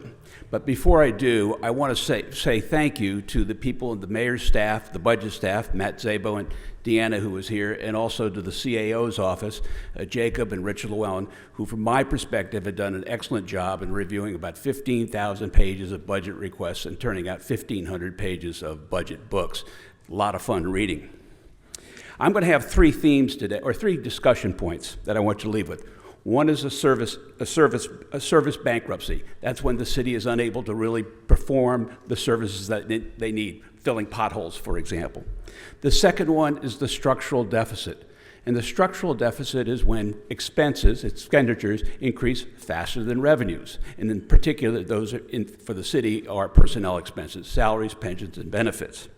And the final thought process is a concept called intergenerational theft, is where we aren't paying the bills today and we're going to dump them on our children and grandchildren and maybe even great-grandchildren.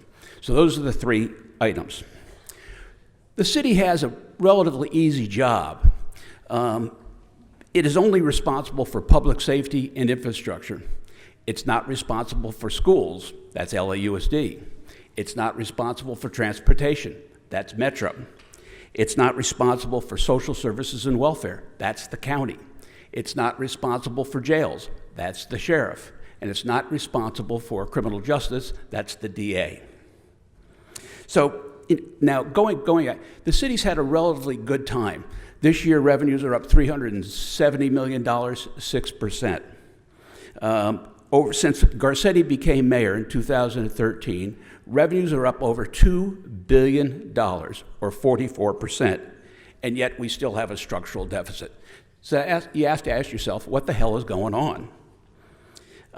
The city claims to have licked the structural deficit. We saw Jacob's chart up there of the four-year outlook where they're going to generate surpluses. I happen to disagree. My numbers might be a little different. This thing shows that we're going to have a surplus for the next 4 years. This year, fortunately, revenues are up $380 million. That covered the $160 million loss that they are projecting. It covered an $80 million increase for civilian salaries, which, oh, by the way, they haven't told us about. That's buried in the budget. It also includes some increases in services. But even then, we don't have a balanced budget. As Jacob mentioned, it doesn't include salary increases for the cops and the firefighters, whose contract expires, I think, on June 30th. So they're in the midst of negotiation in that. And my gut feel is that'll probably be another $30 or $40 million in the hole. Now, granted, I think there's some reserves for that. Going out over time, there's a few inconvenient, minor details that they forget. These inconvenient details are salary increases over the next 4 years for the civilian workers, the cops, and the firefighters. For the firefighters, it also doesn't include adequate funding for our reserves, our rainy day funds, which we talked about a little bit early. It doesn't include the necessary money to fix our streets and the rest of our infrastructure, and it doesn't include proper funding of our pension plans. Rather than barrage you with a ton of numbers, I'm just going to focus what would happen in the fourth year in the city's budget. They're projecting a surplus of $78 million.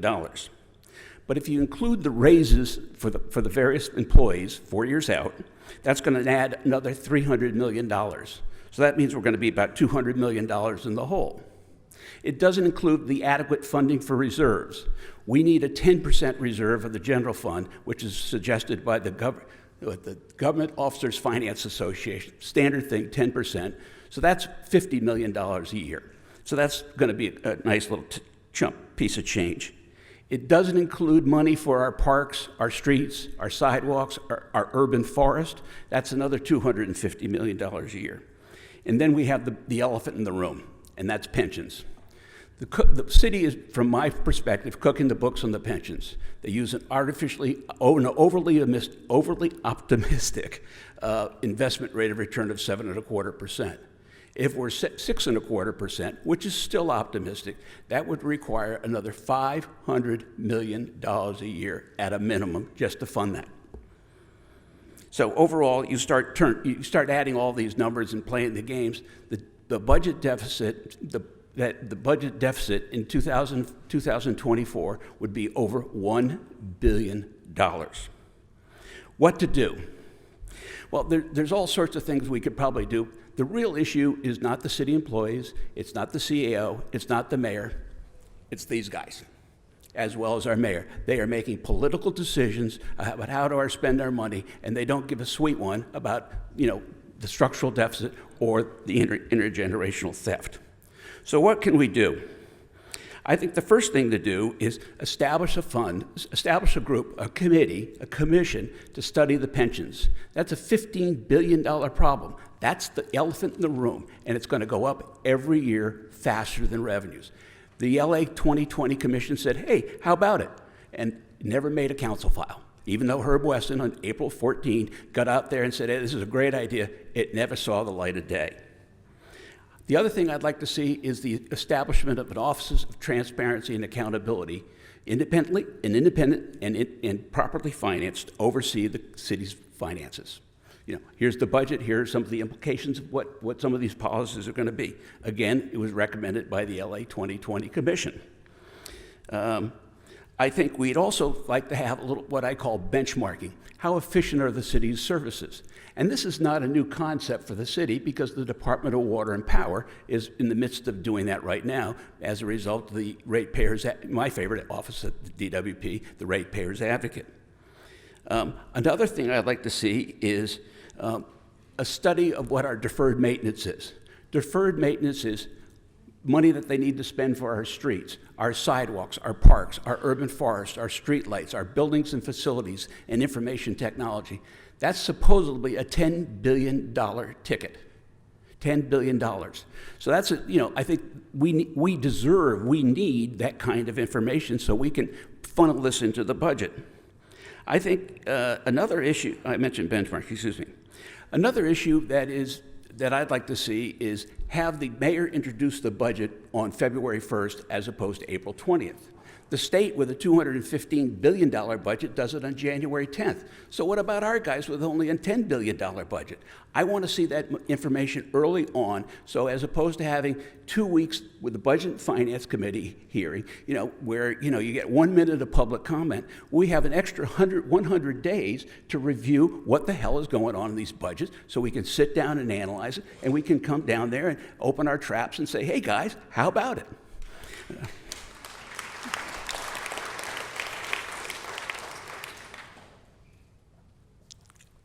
Another issue is reserves. We hear that we have adequate reserves. Baloney. We need about 10% of our general fund. And we're talking about a rainy day. Paul Koretz talked about what City of West Hollywood being 100% funded. All I'm asking for is 10%. That would require basically $50 million a year. And it doesn't involve raiding the Budget Stabilization Fund, which they've been doing for the last 2 or 3 years. If they hadn't done that, we'd have adequate reserves. But then they throw that into the general fund and they say, oh, well, we're financing our capital expenditures. Baloney. That's just wrong. So I'd like to see a better understanding of our reserve fund and a policy to set up to get the 10%, so when the spaghetti and meatballs hit the fan, we're going to have adequate resources. I would also suggest that all of us get involved with our neighborhood councils. Most of us here are probably neighborhood council types. And it's, and the budget isn't, it's not a lot of yucks, it's just a bunch of snooze cadets, for idiots like myself who really enjoy reading, Ron Galpern's 1,500 or 500-page annual report and the 1,500 pages of budget books. But we need to be out there and getting the information and then pounding on these guys to, balance the budget, and so we're not going to stick it to the next generation of Angelinos. The intergenerational theft. We don't want a service bankruptcy. We want our streets fixed. This is our city, and what these guys have to realize is that it is our city. It's not theirs, and it's time for us to go out there with the neighborhood councils and raise a little bit of hell. Thank you.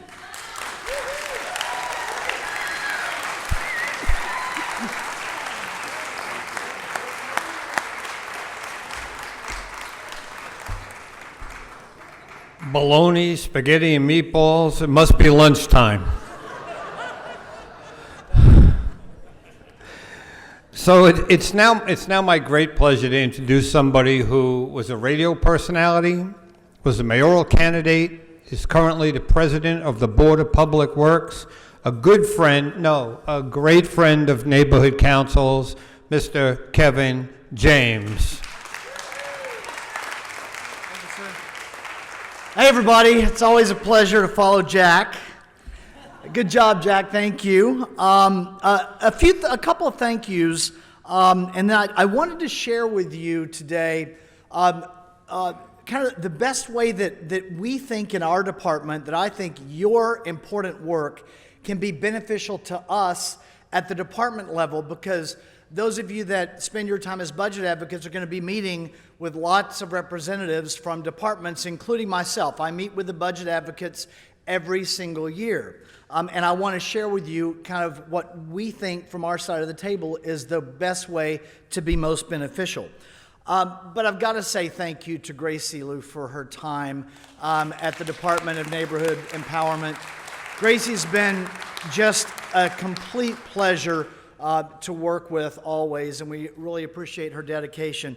Jay, speaking of dedication, all the years I think that I've been close to neighborhood councils, you've been there as well. Thank you for your leadership with the budget advocates, and thank you to the executive committee of budget advocates as well. I think it was Jay earlier who said, yeah, well, if you do that, your life is over. Well, maybe not entirely, but it really is an incredible commitment that's very valuable to the work that's being done in the city. So valuable that I really want to start. And one more thank you to the new, I saw a lot of hands go up that are new neighborhood council members. Thank you all for joining the neighborhood council system. You really will get out of it what you put in it. It is an incredible, incredible aspect of municipal governance. I did want to say that, the city for us, and in many ways across the board, the city budget, that's the law of the land. I mean, the city budget is it. The budget process is how the priorities of all of our city departments work. If it's not in the budget, we can't do it. So that's how important the work that you are doing really is. And every department is different. I'm the president of the Board of Public Works. So the Public Works Department is the third oldest, third largest department in the city of Los Angeles. It's made up of 5 bureaus in 5 divisions. And when I get through in the next few seconds telling you what those are, you'll see that we are the infrastructure department for the city of Los Angeles. We have the bureaus of sanitation, street services, engineering, street lighting, and contract administration. Then we have these divisions that are critical. The Mayor's Office of Film and Television Production is with the Board of Public Works. So we let out 18,000 permits per year for filming, on-location filming in the city of Los Angeles through our contractor, Film LA. The Office of Petroleum and Natural Gas Administration, that's in the Board of Public Works. The Office of Community Beautification, that many of you work with in neighborhood cleanups and graffiti removal, that is within the Department of Public Works, as well as over 90 full-time staff accountants when we are completely staffed up for the management of the money that goes through the Department of Public Works, not just our budget, but also the money that we do through contracting, which is billions of dollars a year, and a public affairs office. That's the 5th of the divisions. So some areas where you can really be helpful to us. And a couple of examples in recent years where the budget advocates were really critical for things that we needed. I want to give you just 2 examples, but they're prominent, and some of you in this room may have been there in those discussions and may have been part of it. 1, technology for pothole repair. That was something that we asked for some years ago, and we worked in partnership with the budget advocates to be voices for us when the decisions are being made, particularly at the city council level. And we were able to get money for pothole repair technology that's changed the way that we repair potholes in the city, that enables us to get to pothole repairs that are sent through a smartphone on a 311 app within 72 hours, oftentimes within 48 hours. Secondly, the budget increase for tree trimming. we have seen, when I started this job, we had virtually no money for trimming trees in the city of Los Angeles. We are now getting to the point that we are getting millions of dollars here and there for a robust tree trimming budget. We're still not where we need to be, but we've made progress every single year, and we've been able to trim our trees in a much more accountable way, whereas before it wasn't so much with some of the contractors that we were being forced to use. And finally, very important, the distinction between special fund and general funds. And in your meetings, introductory meetings, and going through the process, you'll be able to decipher where those differences exist. So just a couple of pointers. One, when you go to meet with a department, I would always say, meet as you volunteer for various departments, go to departments that you're passionate about. That may not always fall in your lap, but if you can go to a department that you're passionate about, I think you'll enjoy the work more. And you'll also be better incentivized to do some research on the departments that you're meeting with. It's important to have an understanding of the work that they do, not just necessarily on the surface, but when you dig a little deeper as well. For us as department managers, one of the most valuable aspects of what you provide is key constituent support for our top programs. But keep in mind, part of the meeting is also your top programs, and we want to know what's important to you. It's very important to us as stakeholder representatives and community representatives of your neighborhoods, what you want to see, particularly in a service department like ours. Ask the department reps that you meet with about their key priorities that they want some help with. Chances are they're going to have, and by the way, in the Department of Public Works, we divide our priorities up. High priorities, medium priorities, low priorities. They don't always align with what the mayor's office wants, truth be told, but we try to find a way to compromise along the way and get close to get as many of our priorities in the budget as possible. But if you know what the high, medium, and low priorities of the department are, you can contribute to, if it's a high, medium, or low priority to you, and maybe you can bump up a medium priority in a department up to a high priority if it's something that's important to you through your advocacy with that department. Share with the departmental reps the ideas for what your priorities are and for what your communities would like to see. It's really helpful for us to get that information. And oftentimes, we talked a bit about the various seasons of the budget. It's best if that information gets to us earlier in the process, because right around Thanksgiving is when we submit, and granted, we revise these along the way, but we submit our proposed budget. Our proposed budget's a little different than what the budget actually is, but there's a system, a format that we go through for our proposed budget that we submit around Thanksgiving. Ask which budget requests, by the way, a couple of others. Find out if you have multiple departments that are essentially asking for the same thing. This is something that we try to do as well, but it's something that you guys might want to do. For example, sometimes more than one department will be asking for the same type of technology, and you might find out something that we don't necessarily know, that another department is asking for that. Ostensibly, the budget teams are going to know that, but it's also helpful in the work that you do if you know that one department is asking for, or two departments are asking for one type of technology. Also, ask which budget requests have previously been denied in prior years. We worked this year with our budget advocates on some accounting. We needed additional accounting staff for getting our contractor payments out in time. And we had asked for those positions in various years. And what we discovered along the way was the reason that we were being denied was the classification. I don't want to get too in the weeds, but the classification we were asking for might not have been the right classification.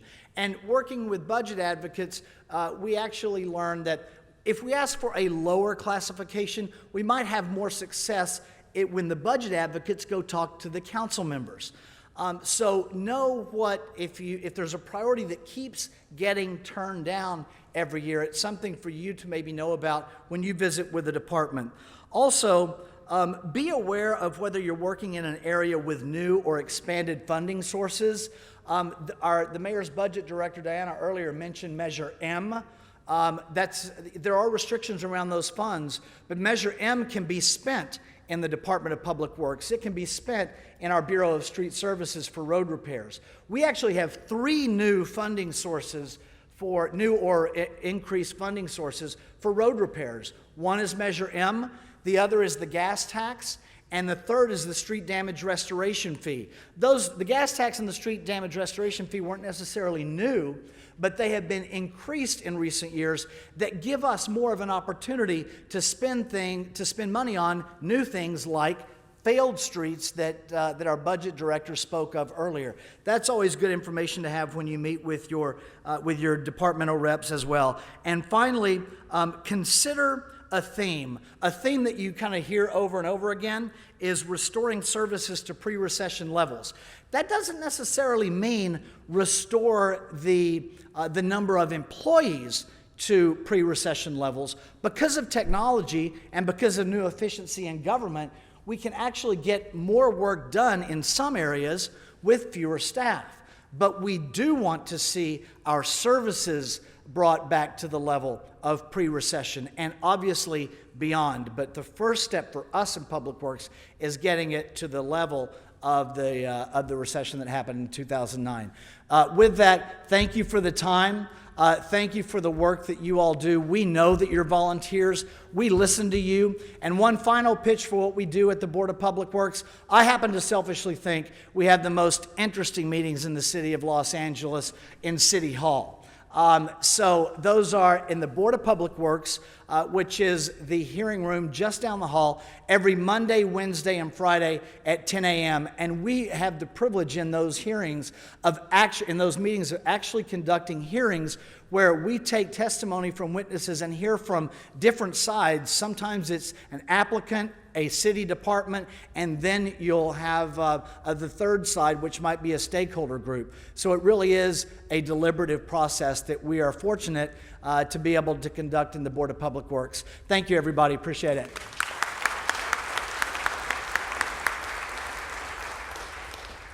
Thank you, Kevin. And now I'd like to bring up first-year budget advocate KJ Clark to give us a brief overview of the 2018-2019 budget process. KJ.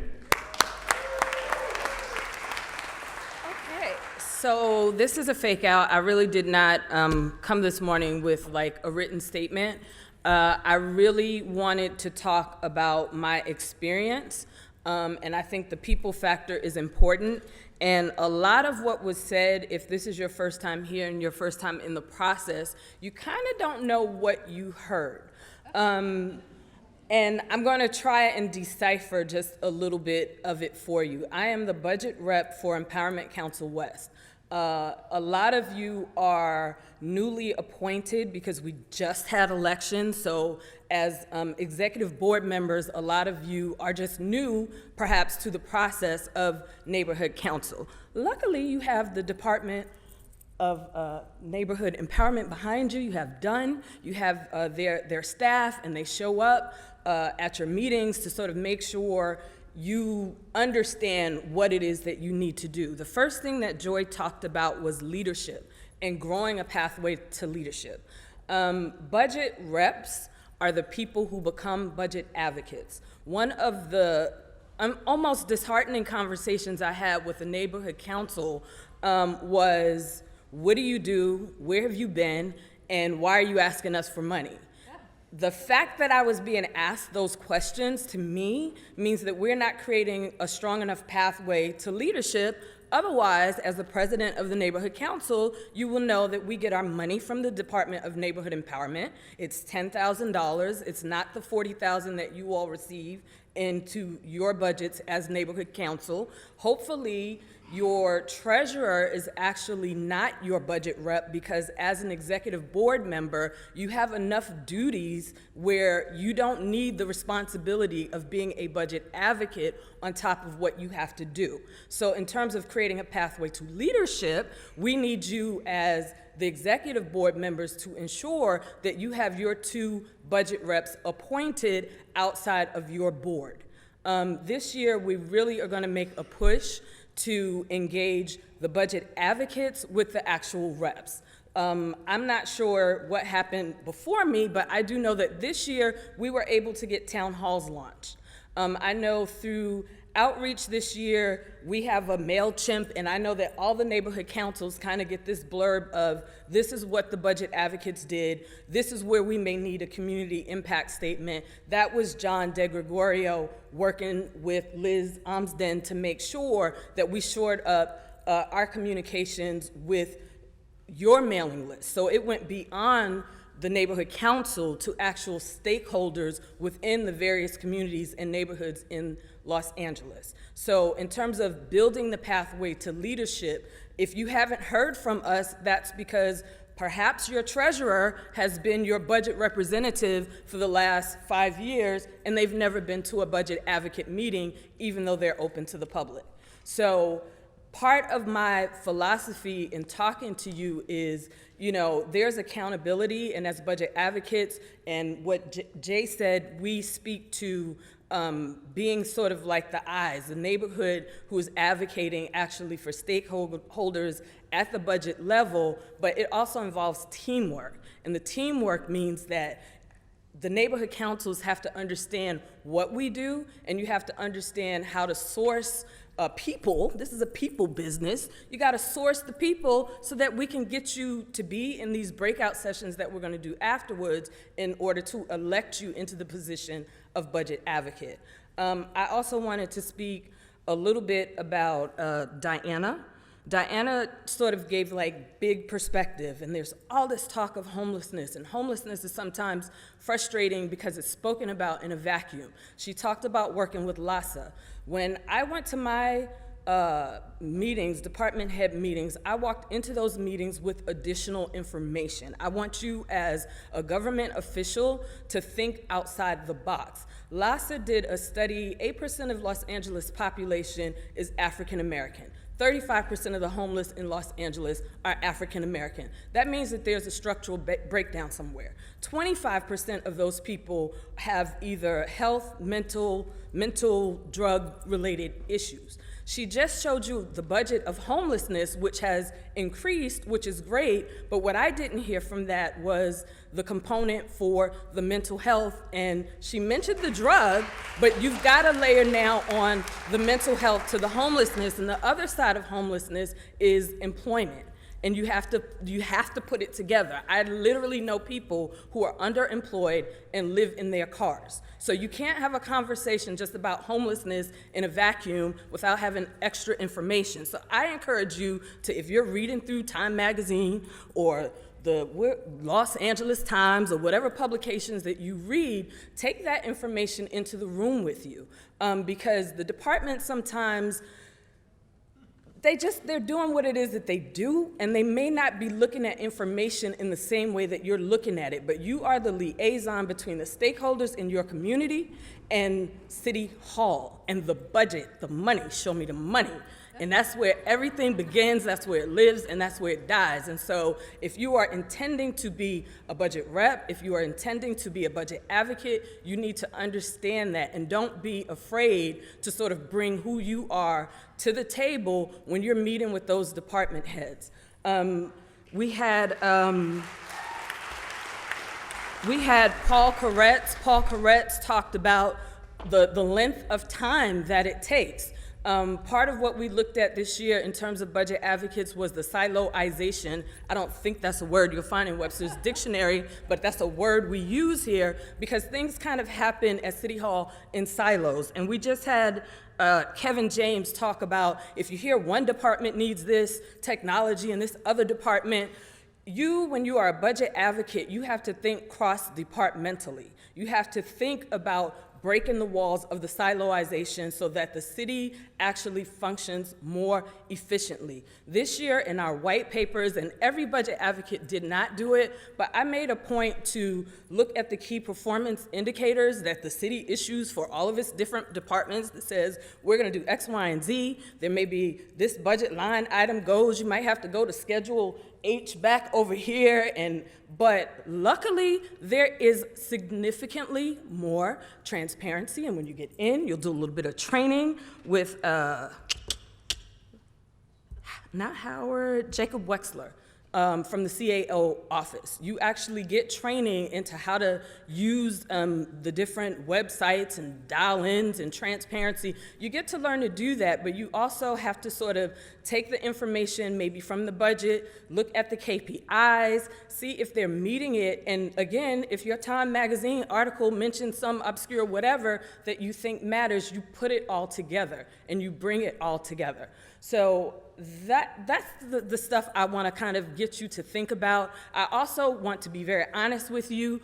It is a time commitment. It's a time commitment. It's not just the 2 meetings a month with the budget advocates. Within your, I don't know which region, if you call it, within your region, you're going to have to potentially report to 2 to 3 neighborhood councils, which is why building leadership with Joy over here, you need to ensure that you have budget reps, because you may not have the time to literally go to 3 different neighborhood councils according to your life demands. We all have families. This is an unpaid position. You have to be committed to it. And so I encourage you all to just think about those things, make sure it's something that you want to do. It's important work. Feed the beast. Make sure we could build the next leaders to come through this system is very important, and I think it makes the city of Los Angeles better when we all are really acting and holding the city accountable, when we're being consistent as budget advocates, and when we're working with teamwork. So just act. We'll see you in the breakout sessions after. All right.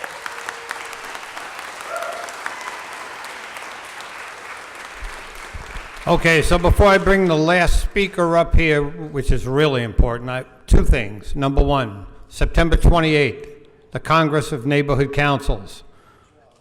Make sure you guys register. Make sure you guys go to it. If you don't know anything about it, the chair is here, Cindy Cleghorn. Cindy, stand up, say hello to everybody. That's the one you want to go to.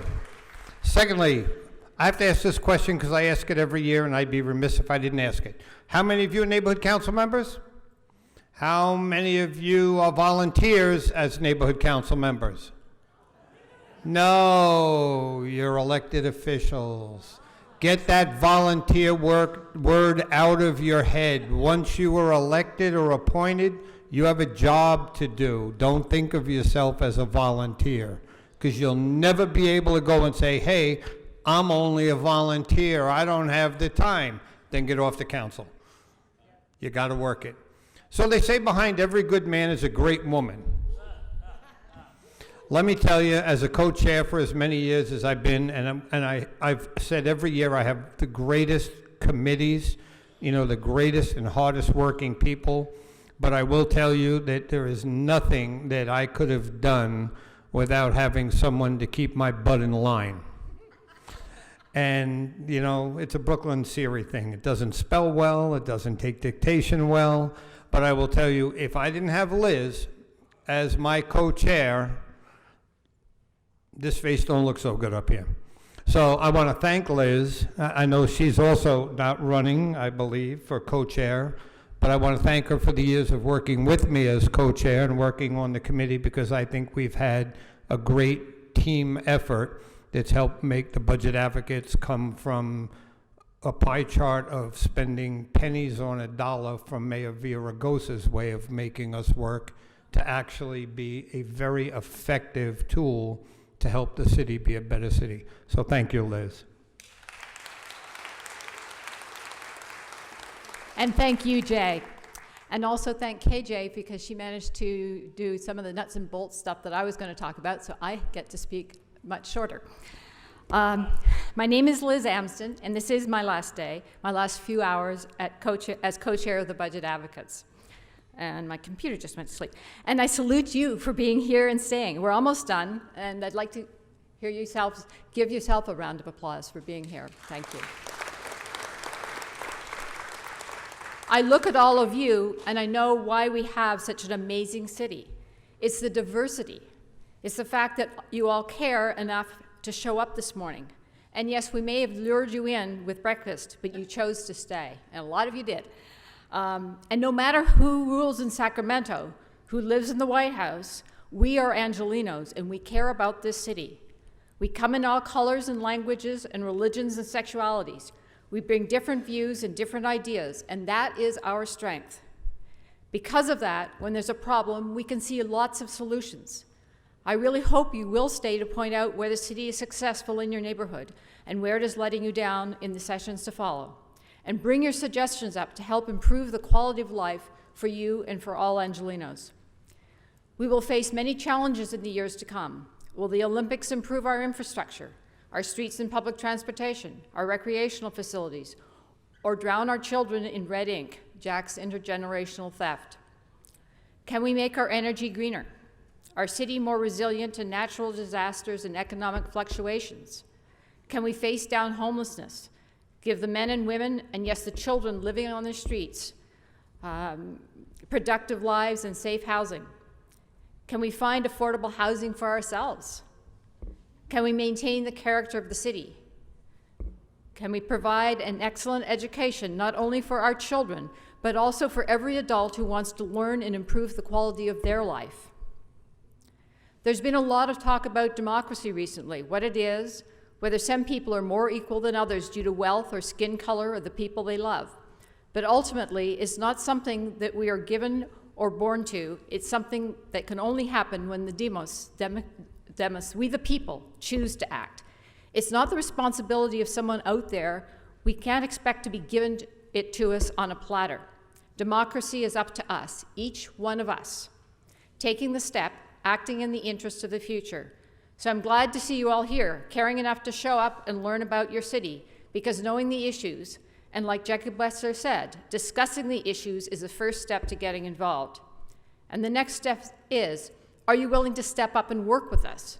And it is work. You don't sit on your deck eating steak and drinking margaritas and expect to make millions to buy your house and feed your family or take a vacation. In the same way, you need to care about your city, its government, and the political decisions it's making that will affect your life.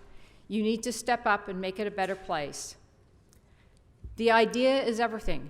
Individuals really do have the power to institute change. Some may say one person can't make a difference, can't stand up against all the bad in the world, selfish leaders, greedy companies, heat waves, wars that dominate our lives and the internet and the Twitterscape today. But each time a woman stands up for her ideals, or a man unselfishly acts to improve the lives of other people, or our children strike out against climate injustice, they send forth ripples of hope. Ripples that wake others to join us, to act together in the interest of the future. And like Gracie says, the Los Angeles Neighborhood Council system gives us here today a chance to make that difference. Perhaps only a few people, a handful of individuals, can individually affect the world by themselves. Caesar, Hitler, Lincoln, Kennedy, but I'm not sure you want to live their lives or deaths. However, each one of us can work to change a small portion of events, join our voices and our votes together with others who share our beliefs and passions. There is strength in numbers, there is strength in diversity. Some people are builders, scientists, bean counters. They look at budgets and measurements and say, why? I have a dream about how our lives could be better, and like the Kennedys, I ask, why not? Today, we need dreamers to tell the doers what needs to be done. Today, I want to leave you with a dream, your dreams. Today, I want you to come upstairs and tell us what your dreams are. Today, I want you to make a commitment to yourself and to your family to take that first step towards making those dreams a reality. Thank you.